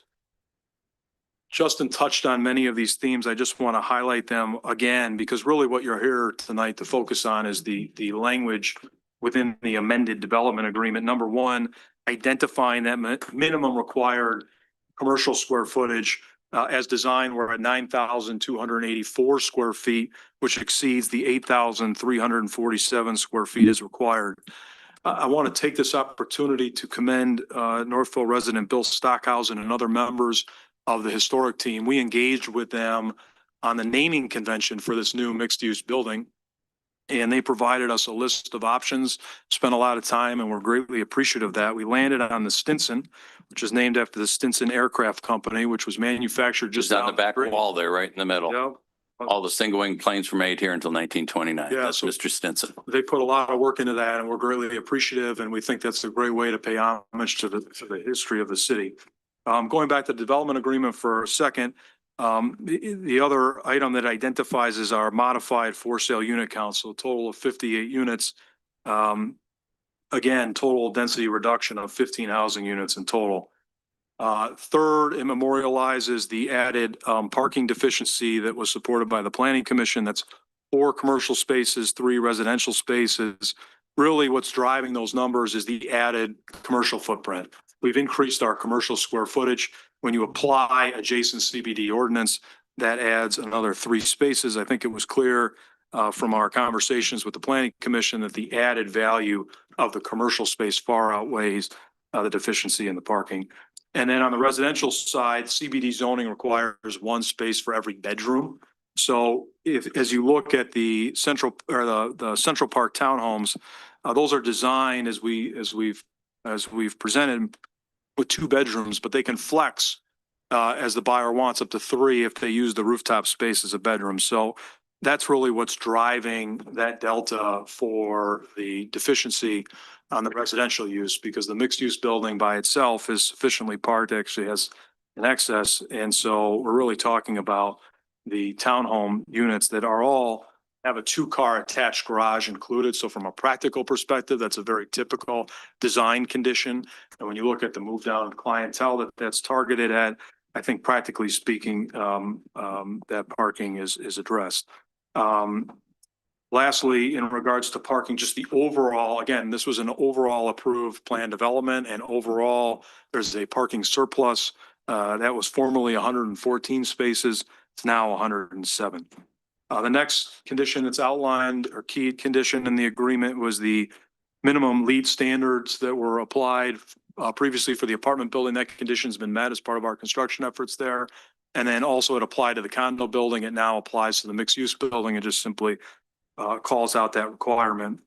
And then lastly, it clarifies our ongoing contribution to the Central Park maintenance. That was split between the apartment building entity and then the new condominium that's been created. Again, no change in the numbers, no change in the commitment, just simply identifying who is the responsible parties to make those contributions. So last slide is just again an opportunity to highlight, if we could just go to the next one, Ken. We talked a lot about the benefits that would emerge from this project, and now to see some of those benefits coming to fruition is rewarding in many ways. Just to name a few is new housing, new tax base, the generational public park space, the River Park and the Central Park, the green infrastructure investment, which is critically important as well, public utility investment and infrastructure upgrades. And just for example, many people may know, but you guys already improved and enhanced and built the new water main along Cady, which is a benefit to the overall community. There are many other infrastructure upgrades that will be occurring throughout the life of this project. And then the added retail and the extension of the retail corridor onto Cady, which I described earlier. So again, we appreciate the opportunity to present tonight. If there's any questions from anyone, we're happy to answer those. Otherwise, happy to sit down and Let me just start quickly. Thank you, Justin. I know you got the package out a week before, so everybody could read this. They've had all the documents. And reading through it, just 2 questions from my standpoint. I know I've sat down, looked at it, read through all your numbers. The deviation on parking, initially Planning Commission gave a deviation of about 10. This goes down to a deviation of 7. So there's still on that. Is that correct? Right. The originally approved condominium building had a 10 residential space deviation. Okay. And then in this, there's a 3 residential space deviation. I got you. And number 2, I know you talked about retail space. This is in that section. Looking at your overall package is about 20,000 square feet of retail. You up this from 8,000 to 10,000. So that moved it up to from 18,300 to 20,000 We've had for the another overall. I know we're just looking today at that one. So, you know, there's more than that 10,000 square feet. There's about twice that much, but we are looking at just those three little buildings and the corners. Is that correct? Yeah, we've enhanced our overall Right. commercial footprint along the Cady corridor. And that's what the planning commission was asking for. Good. Yes. Mr. Krenz, did you have? I'll take privilege here because I think, I saw a lot of the same people in this room, I think back in October of 2019, actually it's at Hillside, back when we had Hillside there. I missed that meeting. Yeah. I don't. I was brought in later. It was 300 people. should have been there. Planning, so No, you didn't. I almost made it. No, you're fine. I can't speak to that. So, Councilmember. Mayor and council, give me a few minutes, because I think Sure. it's important for us to frame the discussion we need to have and set the table. Justin, Tony, please stop me at any point here, but I think it's very important. So if you're outside of this, I just want to set the table a little bit. So right now, we're sitting here probably almost 2 years since the DA was signed in December of 2023. So we've had one minor update, which was a shift of a foot here or there for property. That's correct. That was, it would not affect anything you actually see. It's where the property line. Yeah, the Toll Brothers detached single family property. Yeah, so that was it. So we're almost 2 years in. This is the first major that requires through the DA to come into us. So I would assume there's probably members of the community who are going to be very concerned that there's something like a bait and switch happening here. As I kind of unpack this, if you allow me to unpack this over a couple of minutes, I do not have that concern, and I'll explain why. So at a very high level, economics and things have changed a lot since 2019. And if anybody here has worked on a complex system or project or global vehicle program, I was changing tools after production tooling would occur at millions and millions of dollars, because as you develop complex systems, you learn and iterate and things change and you have to adapt. So this may or may not be nefarious. I'm saying it probably isn't. So I'm saying that this is just standard work. So I just wanted to express my opinion to the community here that it is not unusual in complex multi-year project that things change over time. So I'm not concerned here as a former planning commissioner who helped sign up and get us balanced on this, that I don't see a bait and switch here as I see it here today. So Seth, thank you for that. So two areas of focus that I want us all to kind of focus our discussions on. First is the planning commission balancing of the public benefits that you alluded to, along with the zoning accommodation, and I'll get to that at the end. So before it came here, planning has been negotiating out in the open with your team and came to the solution of what the physical site plan looks like today. And I believe they voted 6-1 in support of what we see here. That's fair? That's correct. Okay, and then we'll unpack that in a second. And then the other part why it's here tonight is that there is some implications to the development agreement that we also have to take a look at and unpack here as well. So we're gonna do those two things. So if you allow me quickly, just go through it. Sure. On the commercial side, I think you already touched on a bunch of that, Seth, but what I see going all the way back to my days at beginning planning commission, doing the site plan revision for the master plan during COVID. A key indicator was they wanted more retail next to the park and more retail at the ground level, which is what you've demonstrated here on the Cady Street. So this is aligned with where the master plan site revision was after public comment in 2020 and 2021. So I appreciate that.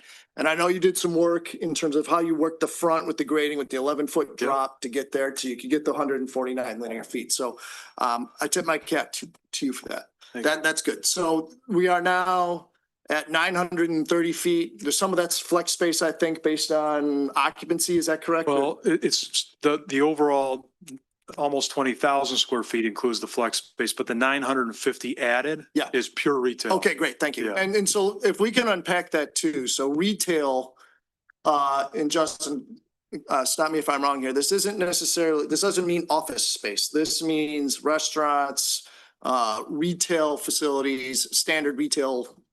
Correct. There's a commercial component that's required by the development agreement that could be retail, like restaurant. That doesn't necessarily mean first floor office. And I would prefer that we have no first floor office in there. So that's all good. There was some discussion about compelling the corners to be restaurant. I think they'll find their way into that. I think the planning commission said, hey, that really makes sense. But in the end, some of the really good experts on planning commission who do this for a living said it's not a good idea to compel certain uses in certain locations. I'm okay with that. I'm going to defer to Mr. DeBono, Mr. Saliot almost entirely on that. So if we're talking about compelling restaurants on those corners, I do not support that. When it came to, so that's a benefit on retail that's more in line with where we were on the site plan revision. With respect to residential, 15 total unit reduction, we did go from 42, let's say condo flats down to 9. 8. Oh, yeah, 8, and there's a 2-story unit. And then there's a built into the building. 2-story. Yeah. So maybe one item for the team here to discuss. Planning approved it was, there was a lot of interest in, we'll say, the single-story flats.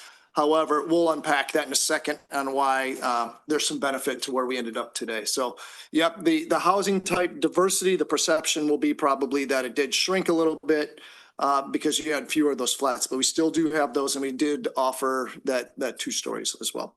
So then when you do the 15 unit less here, that's good for density.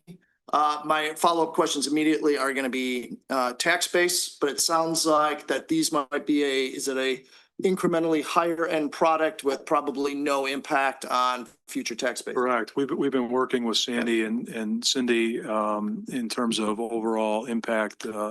And one of the things that we've seen in addition to the years that this project was planned is an increase in values, which will also offset the reduction in density.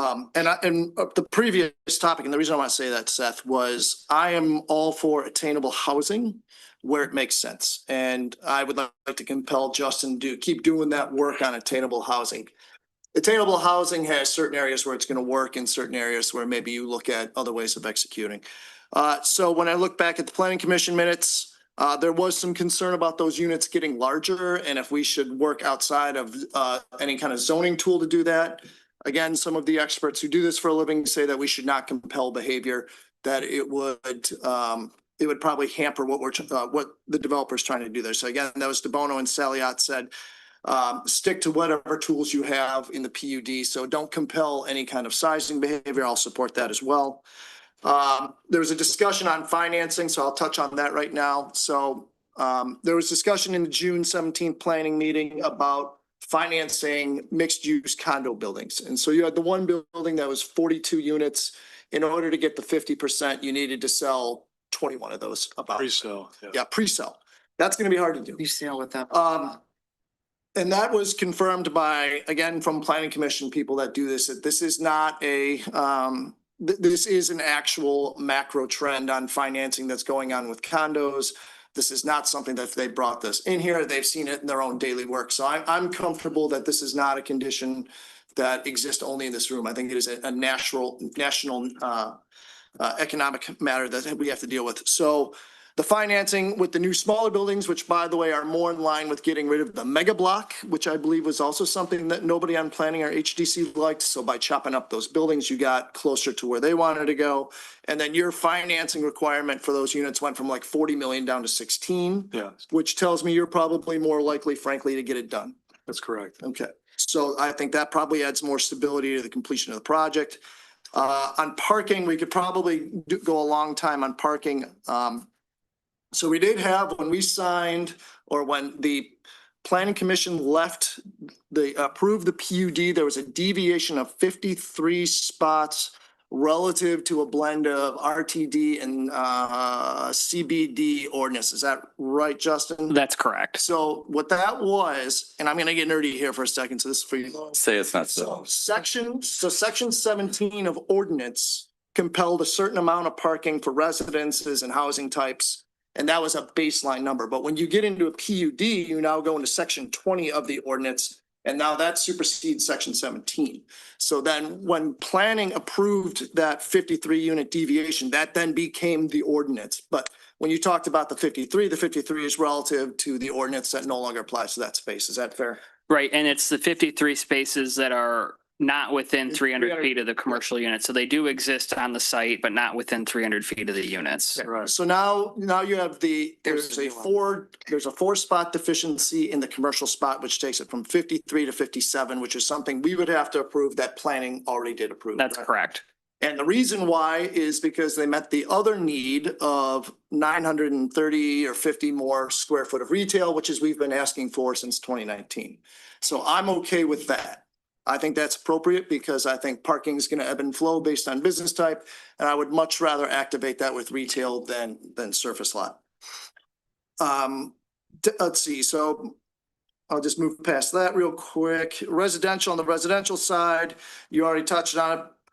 Tip of the hat on the EV charging preps. Do you know where those 60 amp, 220 volt chargers, like high speed? Omar might know. Omar, do you know? This is All right, 60 amp, all right, that's the right answer. Okay, that's good. 60 amp. All right, so. Remember that. Then when we get to Central Park maintenance, the concern that we had that actually now falls on us, because you're getting into the financial part of this for Central Park, was in the prior, you had $25,000 from the condo HOA, $25,000 from the apartment, and then a 3% step up escalation per year.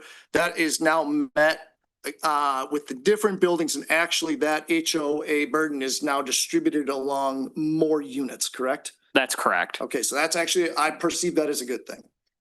I think that's more stable. So that's a good thing. The loading zone was another issue. Planning Commission approved that. I'm not going to second guess that one. Landscaping updated for the boxwood moths. Raise your hand if we all lost our boxwoods this spring. And then finally, on the development agreement, what was in our court was the requirement of LEED certification.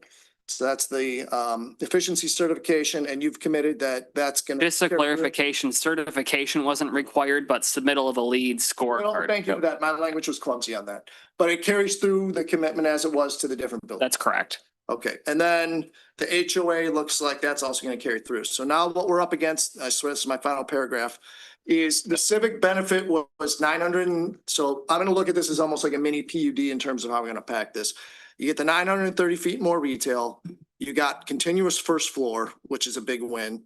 You have small building scale. We've deleted the mega block, which we've been wanting to do for years. 15 unit reduction with no loss in taxable value. A three parking spot deviation improvement through there. And then what we're giving up here is we're losing most of one of the housing types, which was 80% condos, with the, or 80% of condos that were flats.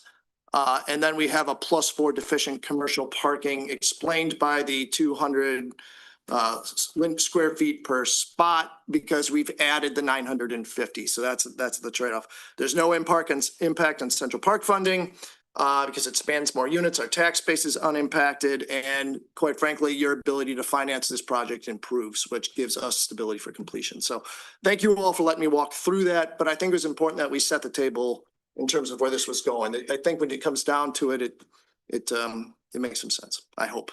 Know that Councilperson Krenz is the liaison person for the mayor and council for Planning Commission because he came from Planning Commission.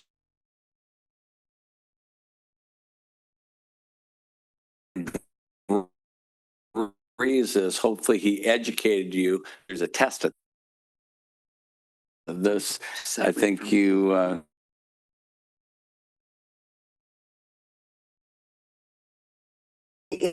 put it out there. We don't need to reiterate. Thank you for working with us, Seth. And then obviously Justin. Yep. Good job. And any question that, like you said, everything's kind of on the up and up. I mean, if I ask a question, Justin or George has or Andrew really has an answer. So I'm good down here. right. Again, commission too from Hunter Pass Thanks for the past year and you being the conduit between all that. On this side of the table of life. I can go next. Okay, go right ahead. So I do wish Councilmember Krenz had shared a little bit of detail in his comment. I know. We're usually disappointed. I guess we'll have to move forward as is. Please, fill in the gaps. So I know based on emails and comments, I'm going to simplify my comments just as a result of the walkthrough we just received. Based on comments, I will agree and recognize that the proposed change is not perfect. Things rarely are. But I think as we take a step back and look at this, we need to evaluate based on does the amendment to the PUD benefit Northville? So we're not going back and revisiting the entire development. We're having a conversation now around is this moving us forward or not? So what's not perfect? We referenced it already. I have a feeling that the Mayor Pro Temp may weigh in on this as well, but the recommended parking deficiency, I appreciate city staff going through, highlighting that and providing the detail which you have. But that is something that as we look forward, especially as more developments come in town, we recognize that continued growth is going to put a continued strain on our parking. I had actually further concerns with the original design as I looked at it, though I do feel like the Planning Commission and HDC, working with the city and with the developer, made a lot of progress on those initial plans. Few elements that were highlighted that are important from my perspective, from a community feedback perspective, and I'm going back to emails I've received for the last several years. One, density. The reduction in 15 units, I think, is a step forward based on the feedback that I have received from the community, and more so even the building mass element. So I think it's always been, at least the comments I've got in terms of the feel of downtown, of our community, I think that is a step in the right direction. Additionally, there is increased green space. We can talk about access, availability along those lines, but by changing the building mass, we did improve that dynamic. And then to me, a significant step forward, and I'm putting a little bit of my economic development hat on here, is the increase in commercial space. I would go back, the Gibbs study that was presented to economic development said we could do more. I strongly prefer the retail and restaurant over the flex, just based on what it will become and what we know versus what is a to be determined. And I would prefer retail and restaurant, especially on the first floor with Cady, as we think about creating one integrated downtown between Cady and Main Street. The more that's retail, the more that's restaurant, the more it creates an ecosystem that feeds, especially considered. But all of that being said, the increase in commercial space is a positive. So you have that increase in commercial space, the reduction in density. I think that based on the recognizing that we do need to on that commercial space and how it's structured. And I think we also need to continue to plan accordingly. And I know we've talked about this on numerous cases of our parking fund, how we're partnering with developments moving forward, what that looks like and means. We've got to stay in front of that because long term, that's only going to become more of a challenge. So I'll pause there. Yeah, and I fully concur with, well, except one item, with everything Councilmember Kren summarized in terms of Planning Commission. I sat through those meetings, looked through the packet, and it was so informative. Also, I thank them because when the developer came in with the change for this, both concept and then going to what they brought in as their first, Planning Commission pushed back. What we're seeing before us is different in substantive ways. Having the flat condos, making sure we get all that retail space. They really worked, hopefully you consider it collaborative with you to get the product we see today. And I'm very comfortable with what they have done. So when it comes to us, it was mentioned like, oh yeah, no, it just comes to us and we just agree with what they said. I do agree with what Historic District Commission and Planning Commission did, even though it's our discretion to disagree and refer back. I think it's reasonable why you want to change this. You know, I heard, you know, that was just, so all of that. Is what I'm going to focus on is what is in our wheelhouse. When it comes to us, we're pulling everything together.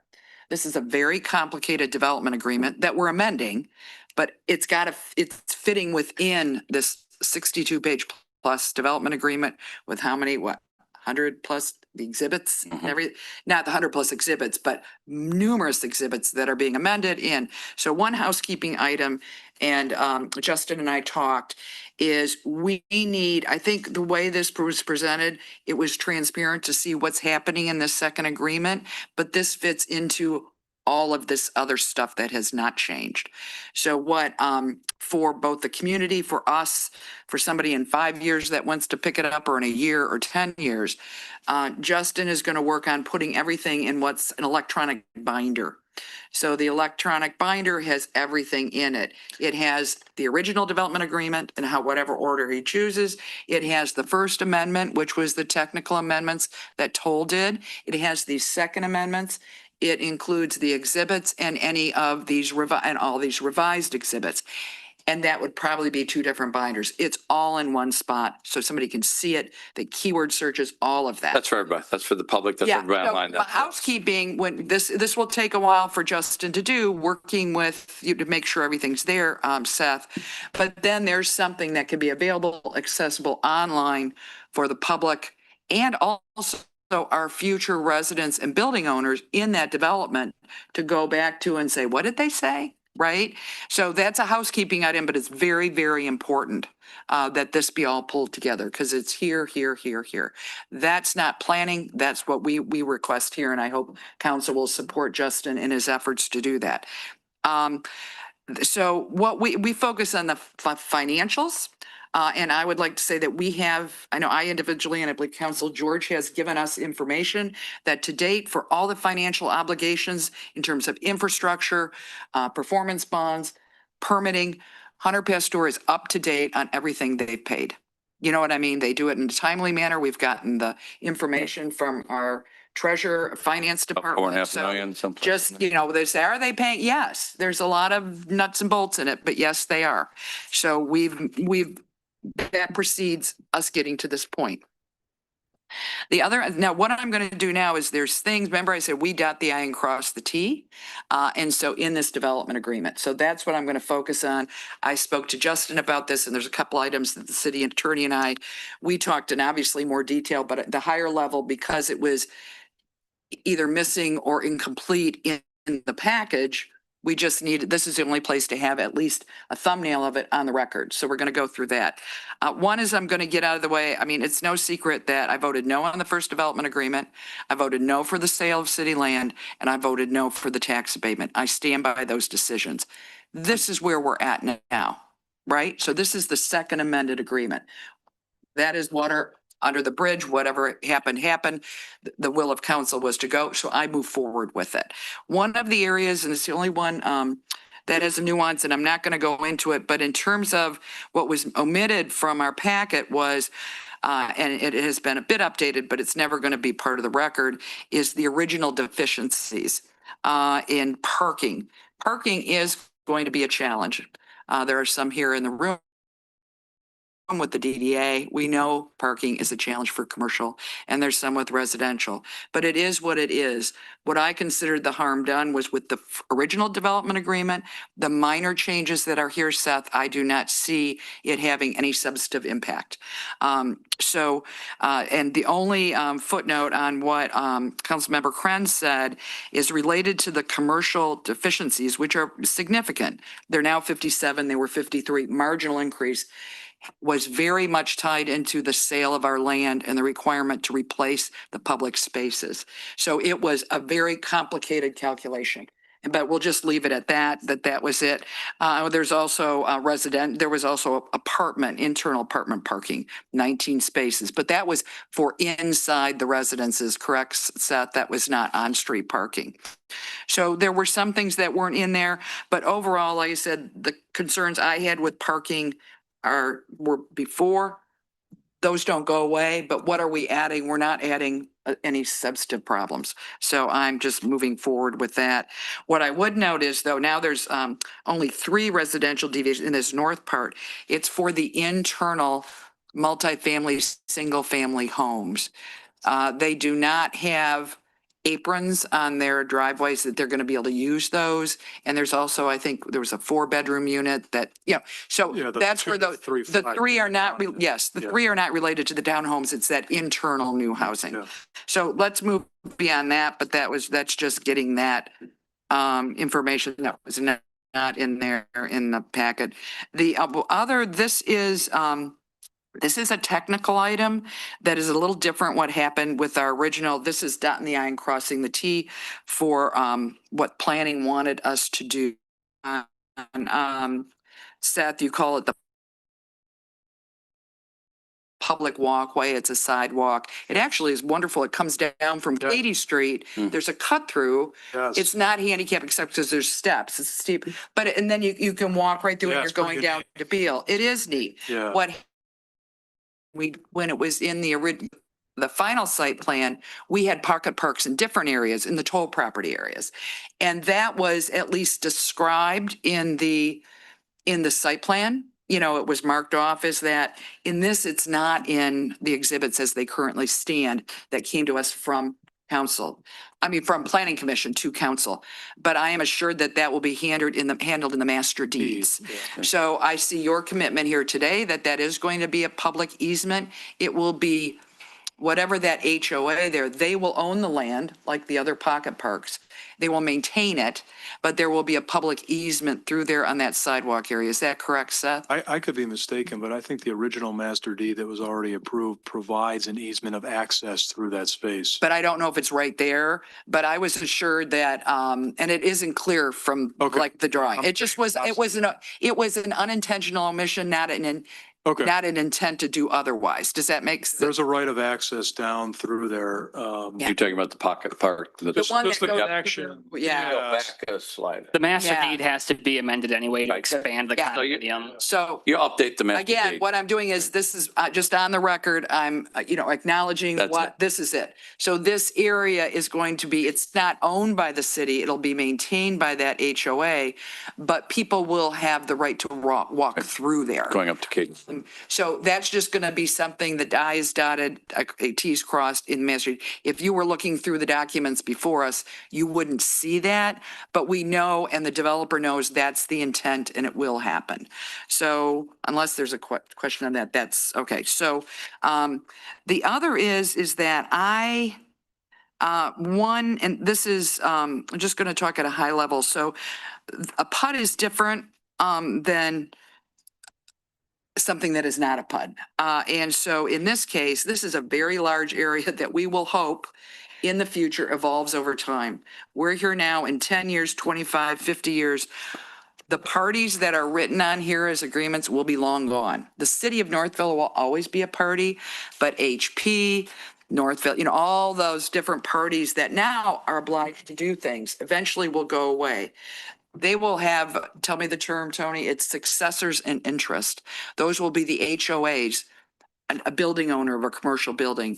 At some point, that's going to transition because let's say it's 25 years from now, and let's just take it, but this is true anywhere in it, is that somebody along Hutton Street wants to say, for this condo building that's in our HOA, we'd like to turn that first floor of that unit into a coffee shop. And the upper is the condo building, right? They'll be able to do that, but it's a process. So one thing Tony's going to look to is to make sure the development agreement, and this won't affect you, Seth, this is way future, right? When you're gone, is that those successors in interest have that clear path for their need to come to planning and city council and how to change a PUD for their HOA. They have to amend the development agreement, but we want to make sure the path is clear for them. I'm told by Justin that will be handled in master deeds, but more importantly, we may just need a clarifying paragraph, but it does nothing to change the development agreement. Again, it's that path forward for our future as this evolves, just like other parts of our city have, that it can, and it's not frozen in time. So that is something that we're going to look to and work collaboratively with the developer on if we need to just tweak or add something in there. But that is very minor. But the reason that it becomes really very important for me is because we now have more townhomes. Both planning and I had a concern that we were becoming a development with too many 2.5 and 3-story buildings. We got rid of a lot of our 1-story multifamily. That was the condominiums. We now have 8 units of that. We do have single family. Most of those are primary bedrooms on second floors. So what we're looking for is now we're almost, for a resident owned building, we're almost at half townhomes, which is 2.5 or 3-story. So we're just making sure in the future, as our town evolves, that the people that our residents in those communities will have the tools to evolve as they want if that whatever kind of housing is no longer makes sense to them. So we will be, hopefully George and all will support our making sure that that can happen in the development agreement. The last item was discussed, but I couldn't find the details. I think, Tony will have to help with this, this is about the $25,000 contribution to the Central Park. That was going to be shared among 42 condominium units, residential units in the big building, and whatever entity was in that commercial space, because it was all within the condominium building, correct? Correct. It's What- built into the master declaration. Yes, yeah, so it was going to be spread out among a lot of people. So now what I couldn't find, I couldn't find it, so I dumped it on Tony to find it, is I'm looking at our future residents. So I'm wondering who's splitting that 25 grand, not specifically, but how many residential units? It was 42. Is it 10 now? I mean, that's a lot of money. And I don't want want, to speak for Seth. I think it's 49, which is the amended. Yeah, it actually went up. okay, so what's happening is before, I'll paraphrase. So So again, plus I didn't, per unit. that answer wasn't available to me earlier. So now we know. So what happened is, so that is going to be spread evenly, and it still includes the commercial, correct? Correct. And it did before as well. The Correct. commercial That buil- share. Right, that building is, well, that mixed use building is a unit within this master So it's declaration. 49. It's gone in a weird direction. Went up. Yeah. Went So up. it went up, but before, so the theory of it before was, and this was really an idea by our prior city manager that was incorporated. Remember those days of dealing with these negotiations, was the people along, whether it's the condo building was or this, that they were, it was their park. I mean, they were right there front and center. Correct? Remember that whole discussion set? That makes sense. And so that was shared by those that were right on our Central Park. But now we're including people that are with.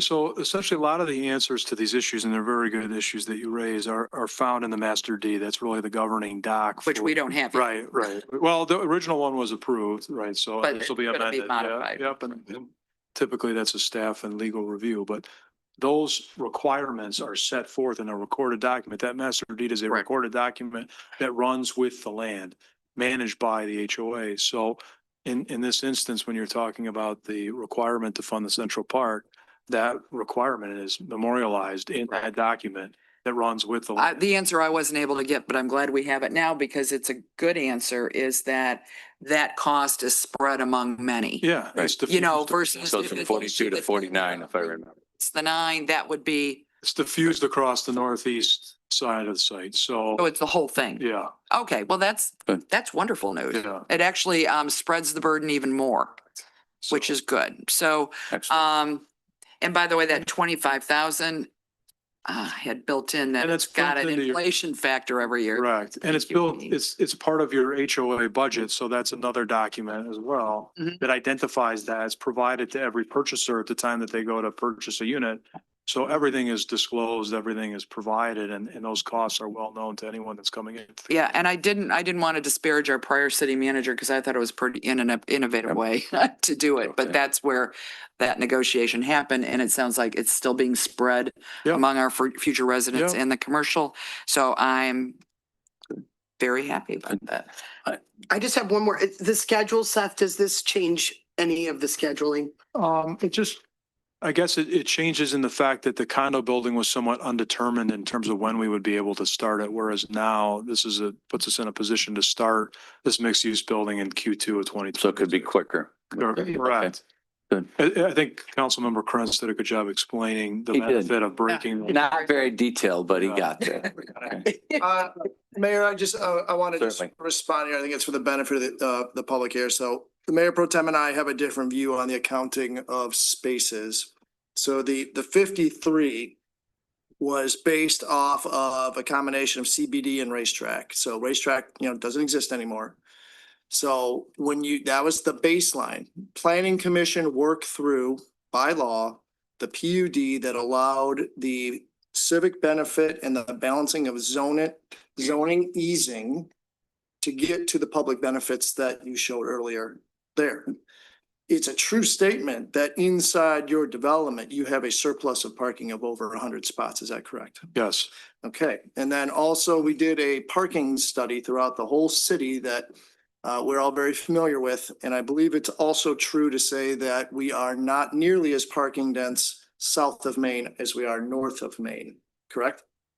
Correct, as I read the report. Okay, yeah, so then an obvious concern that would come up, and I have some friends who have businesses on North Cady over there, is it is not unusual with the police chief that when we get into DDA parking committee that we've had, when a certain business came in, like the coffee shop on Wing Street, would say that you would have 15-minute parking or something along those lines, that you could come put in place warrants to help keep, let's say, the businesses that are on the north side of Cady from, taking impact, and area will be patrolled. So, there is precedent that we would do that and we would be watching that. So again, planning commission agreed to that.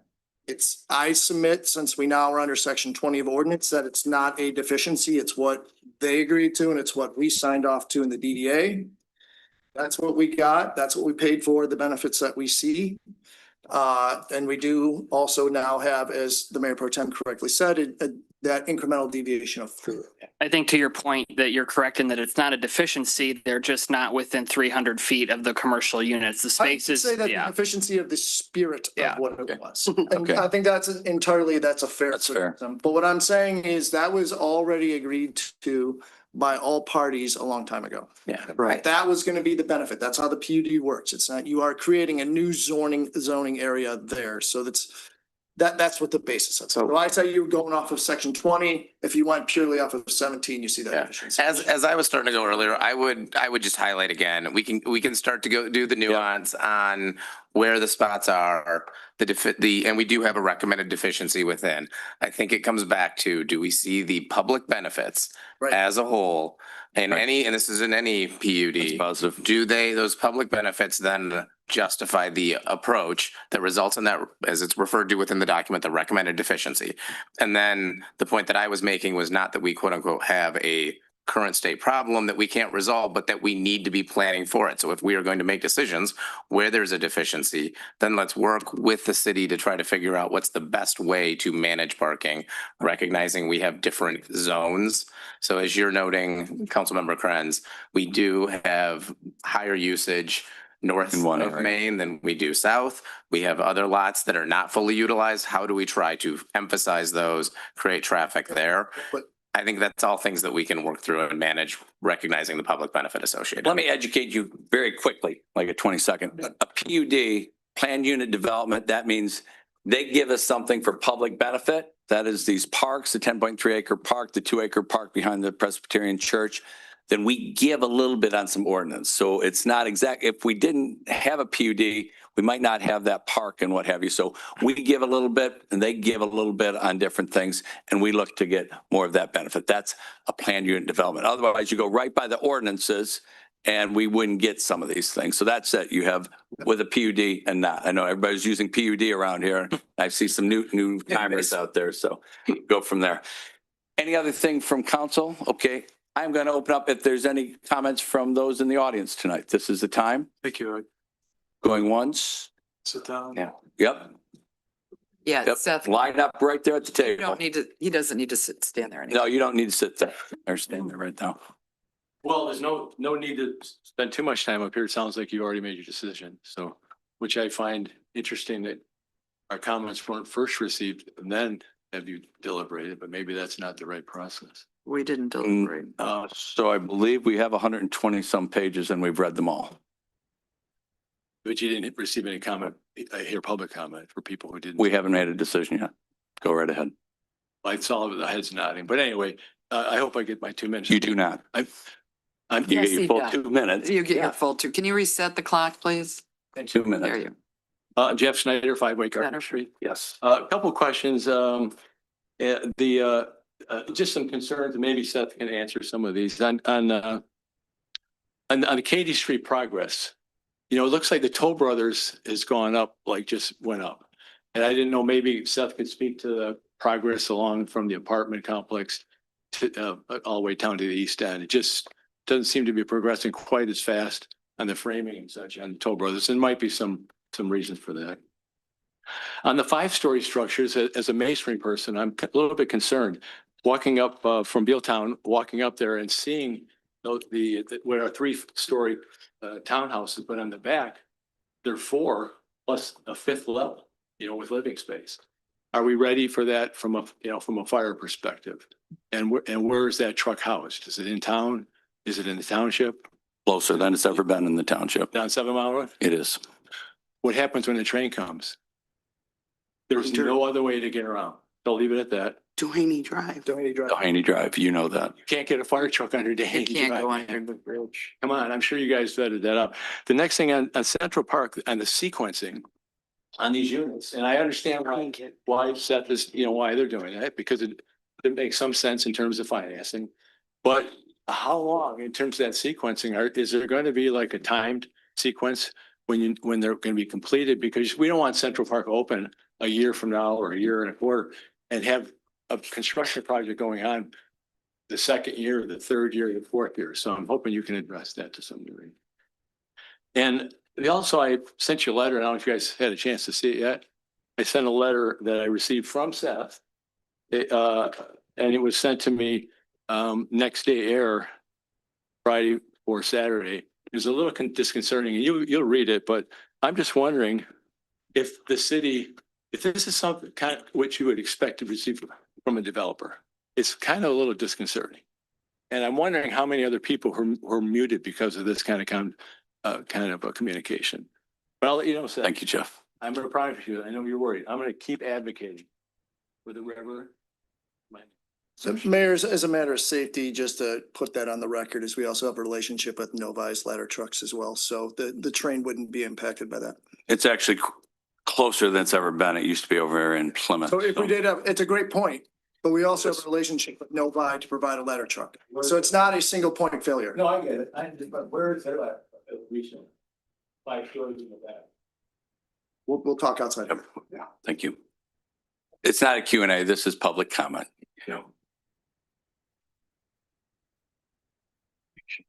Ed Brazen, 370 Fairbrook Street.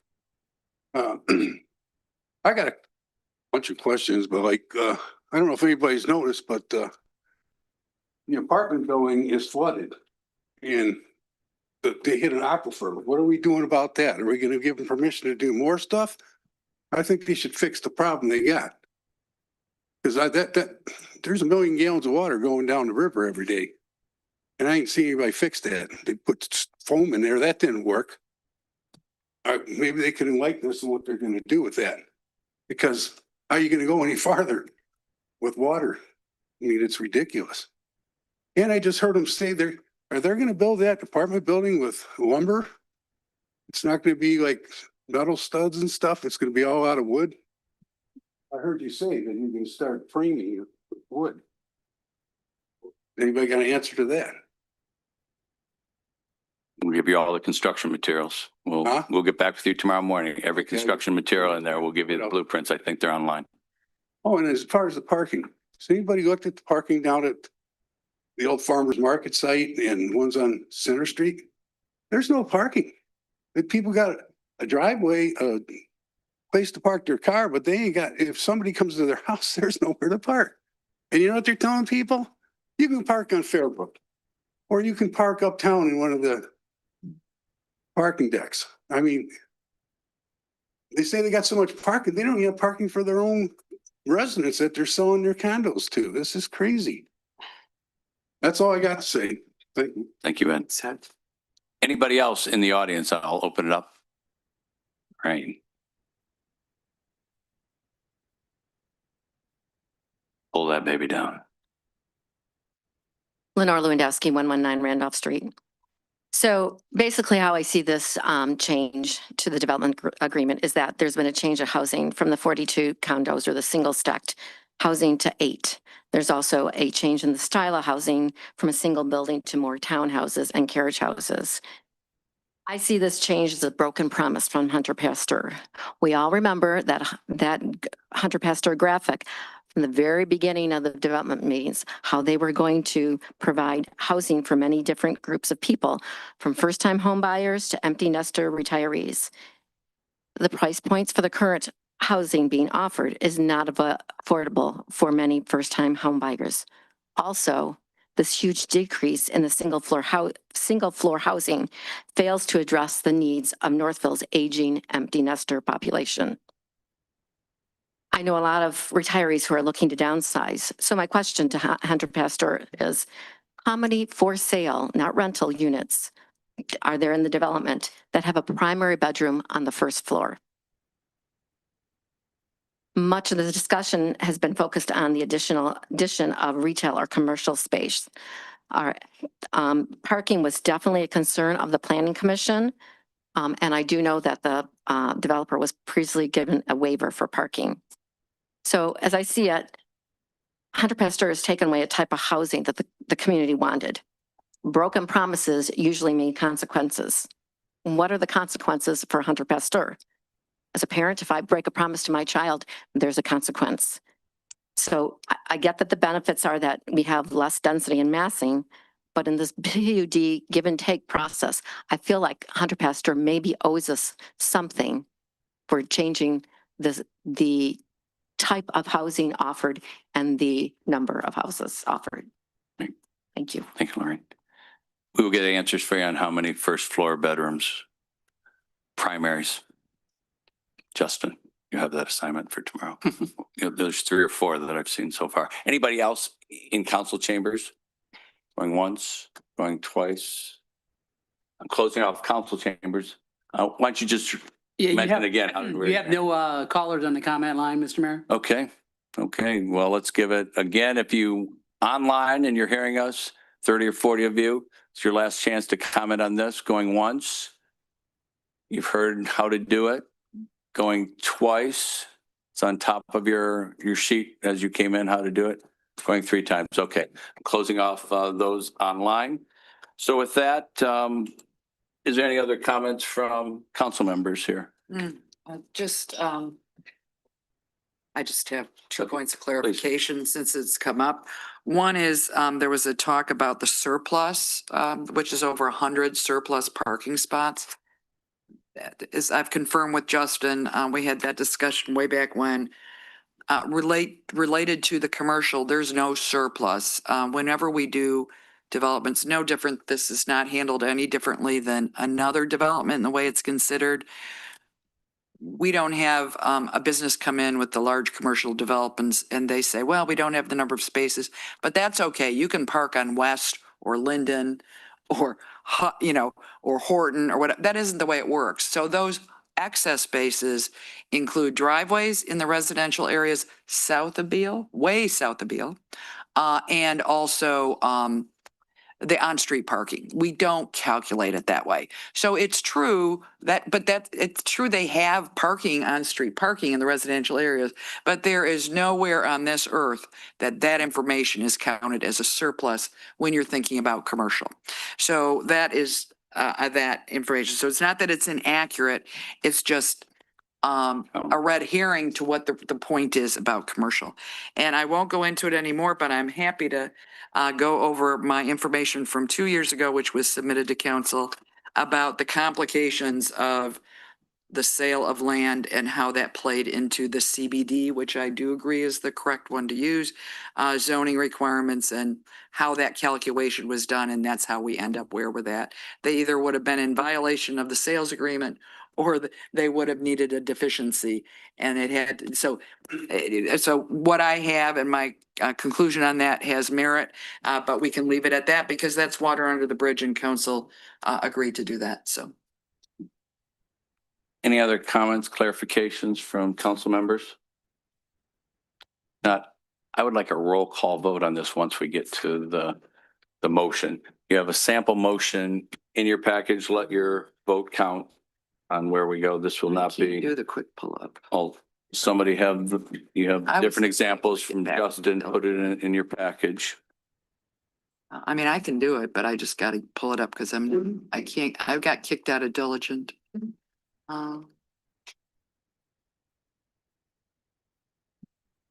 It's still not letting me Okay, do go it. right ahead, Mr. Burden.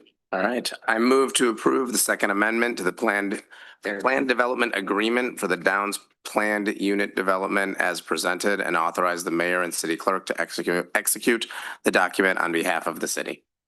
I'll support. Do we have a motion properly supported? Any other discussion on this motion? Great. If you could do a roll call vote, clerk, please. Krenz, Yes. Janetti, Yes. Carter, Yes. Morosky Brown, Yes. Turnbull. Yes. You have a motion to progress, get that thing built. This hopefully says you're doing it a little bit quicker. We are looking forward to that. So let's close off with comments from the mayor and council. First, great to see a lot of you downtown. A lot going on in October. A lot of Halloween hysteria, a lot of things at the Millrace Village out at Mayberry State Park. Take advantage of that. The colors will be outstanding in the next week or so. Get around, get to the cider mills. Great to see a lot of you down, 8,000 to 10,000 people downtown. It was quite something, you know, it was as wild as I've remembered it in my old 65 years on this planet. Anything else from council members? Yeah, I'll go really quickly. I just wanted to one more time say thank you to Rotary for all of the effort that went into raising money for the playground over at Fort Griswold. That is an incredible moment for our community, and it's part of what makes Northville so special that you had residents coming together like this. So expressing my appreciation there. Also wanted to say happy anniversary to Councilmember Krenz and his wife. Like to spend it. And that I appreciate him choosing to spend that with us over Chrissy. He should get the appropriate price for that. It's a beautiful summer night a long time ago. Need to pay for my. Okay. Good. Barbara, anything? No, just welcome to October in the Ville. It is a wonderful month of celebrating Halloween and everything it's the wonderful holiday season for us, and there's no gifts required. Yep. We just enjoy it together as a community. I'm waiting to see what the weather is to see how much candy I need to buy to hand out on High Street. 1,000. Yeah, but you know, there's just so much going on, both here right in town and just our surrounding area, nearby Millrace. There's just all over. So just hope everyone enjoys it. I believe this is our last day of summer in October. And I hope we do have a beautiful fall and don't immediately go to winter, which is the Michigan way. So that's true for me. Oh. Krenz. Just briefly, I don't know if you noticed, but today's my anniversary. Yeah. We got it. We'll see Thanks if for I being get here. one next year after being here tonight. Yeah, good.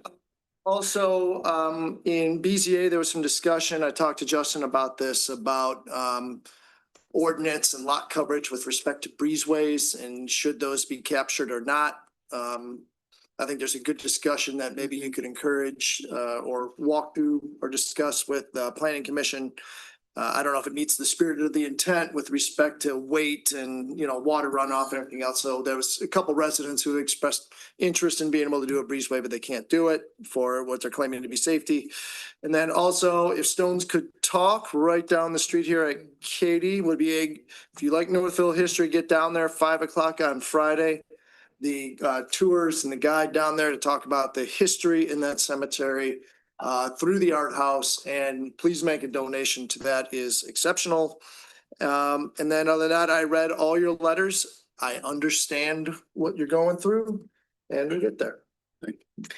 So for me, that skeleton event was awesome. So if that's just the beginning of what Kate and the DDA staff and Stacy are going to do for us, everybody stay out of their way and help them if possible. It's hard for me to comment now because everybody's gone, but the street closure issue, I know, as everybody said, it has to take a little turn for the better, the way people are speaking of it. For me, it's rule of law. We've gone to court twice and lost as a city. There is an appeal coming. So whether the way to support that, in my opinion, would be through the rule of law. So whatever, that group wants to get together with, I don't know who you would get together at the city or how you want to do that, but that's it. I mean, people like me, no, I don't want the streets closed for 6 months without any rhyme or reason. An event is amazing. If you had an event for 6 months and someone could do that would be amazing. But just, leaving us there Monday, Tuesday, Wednesday, Thursday, you know, it's tough. It is tough, but we can't compromise right now because of the rule of law. And that's where I am at with it. I'm your person. I'm not going to fight with you on the internet because I don't have it or I'd be in jail. But if I can be of any help, anything that makes when the streets are legally closed to be successful, I'm all for it. So thank you. Great. Thank you, Laura. And again, thank you again to Rotary. You've done so much. It's just not today and at the Plantscapes for the past 100 years. We appreciate everything you've done. We couldn't do the things in Northville without the support of Rotary. So we truly thank you. You're part of everything we've been doing for a long time. And secondly, on the cemetery restoration, Friday night, 5 o'clock, at the old Oakwood Cemetery, we have redone 496 stones. We're going through every one of those stones. If you haven't been in there lately, Exceptional. walk in there. We have 30 volunteers cleaning, rebuilding the stones somewhere underground. It's something. A lot of you I see walk around, walk in there and take a And look. still at it. more to do. Right. But it's amazing. Yep, absolutely. Oh, great manager of life that you're poking at me. I know you want something to say. Sometimes you forget about it. I You sit do. right I do. next to It's you. okay. I know. I'm looking at all the counts. It's all yours, George. Just a quick thank you for the staff for a great event this weekend. The DDA spent a lot of time planning. It was months in planning from Stacy and Kate. The police department, Public Works did a lot of hard work during the day to keep the event safe, to keep the event clean, to keep it, all of it running smoothly. So a big day of work from staff, but I think it was really shown in terms of putting Northville's best foot forward. A very exciting event for the community. Also, again, want to thank Rotary. In the last city I worked with, Rotary, and we did a huge region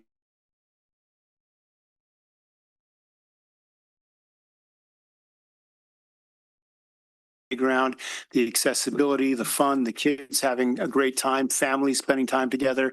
It's really probably one of the most satisfying projects you can do. So I'm looking forward to the Ford Field next generation, next 25 years. And I thank Rotary for all your work in fundraising and digging deep to help us make that happen. So thank you. Absolutely. And DJ, thank you. You've been here since the beginning, since about 2020 on everything we're doing at Ford Field as the chair of that. I'm looking for a motion for adjournment. Do I have that motion? So moved. Support. All in favor? Aye. All opposed? Okay. We are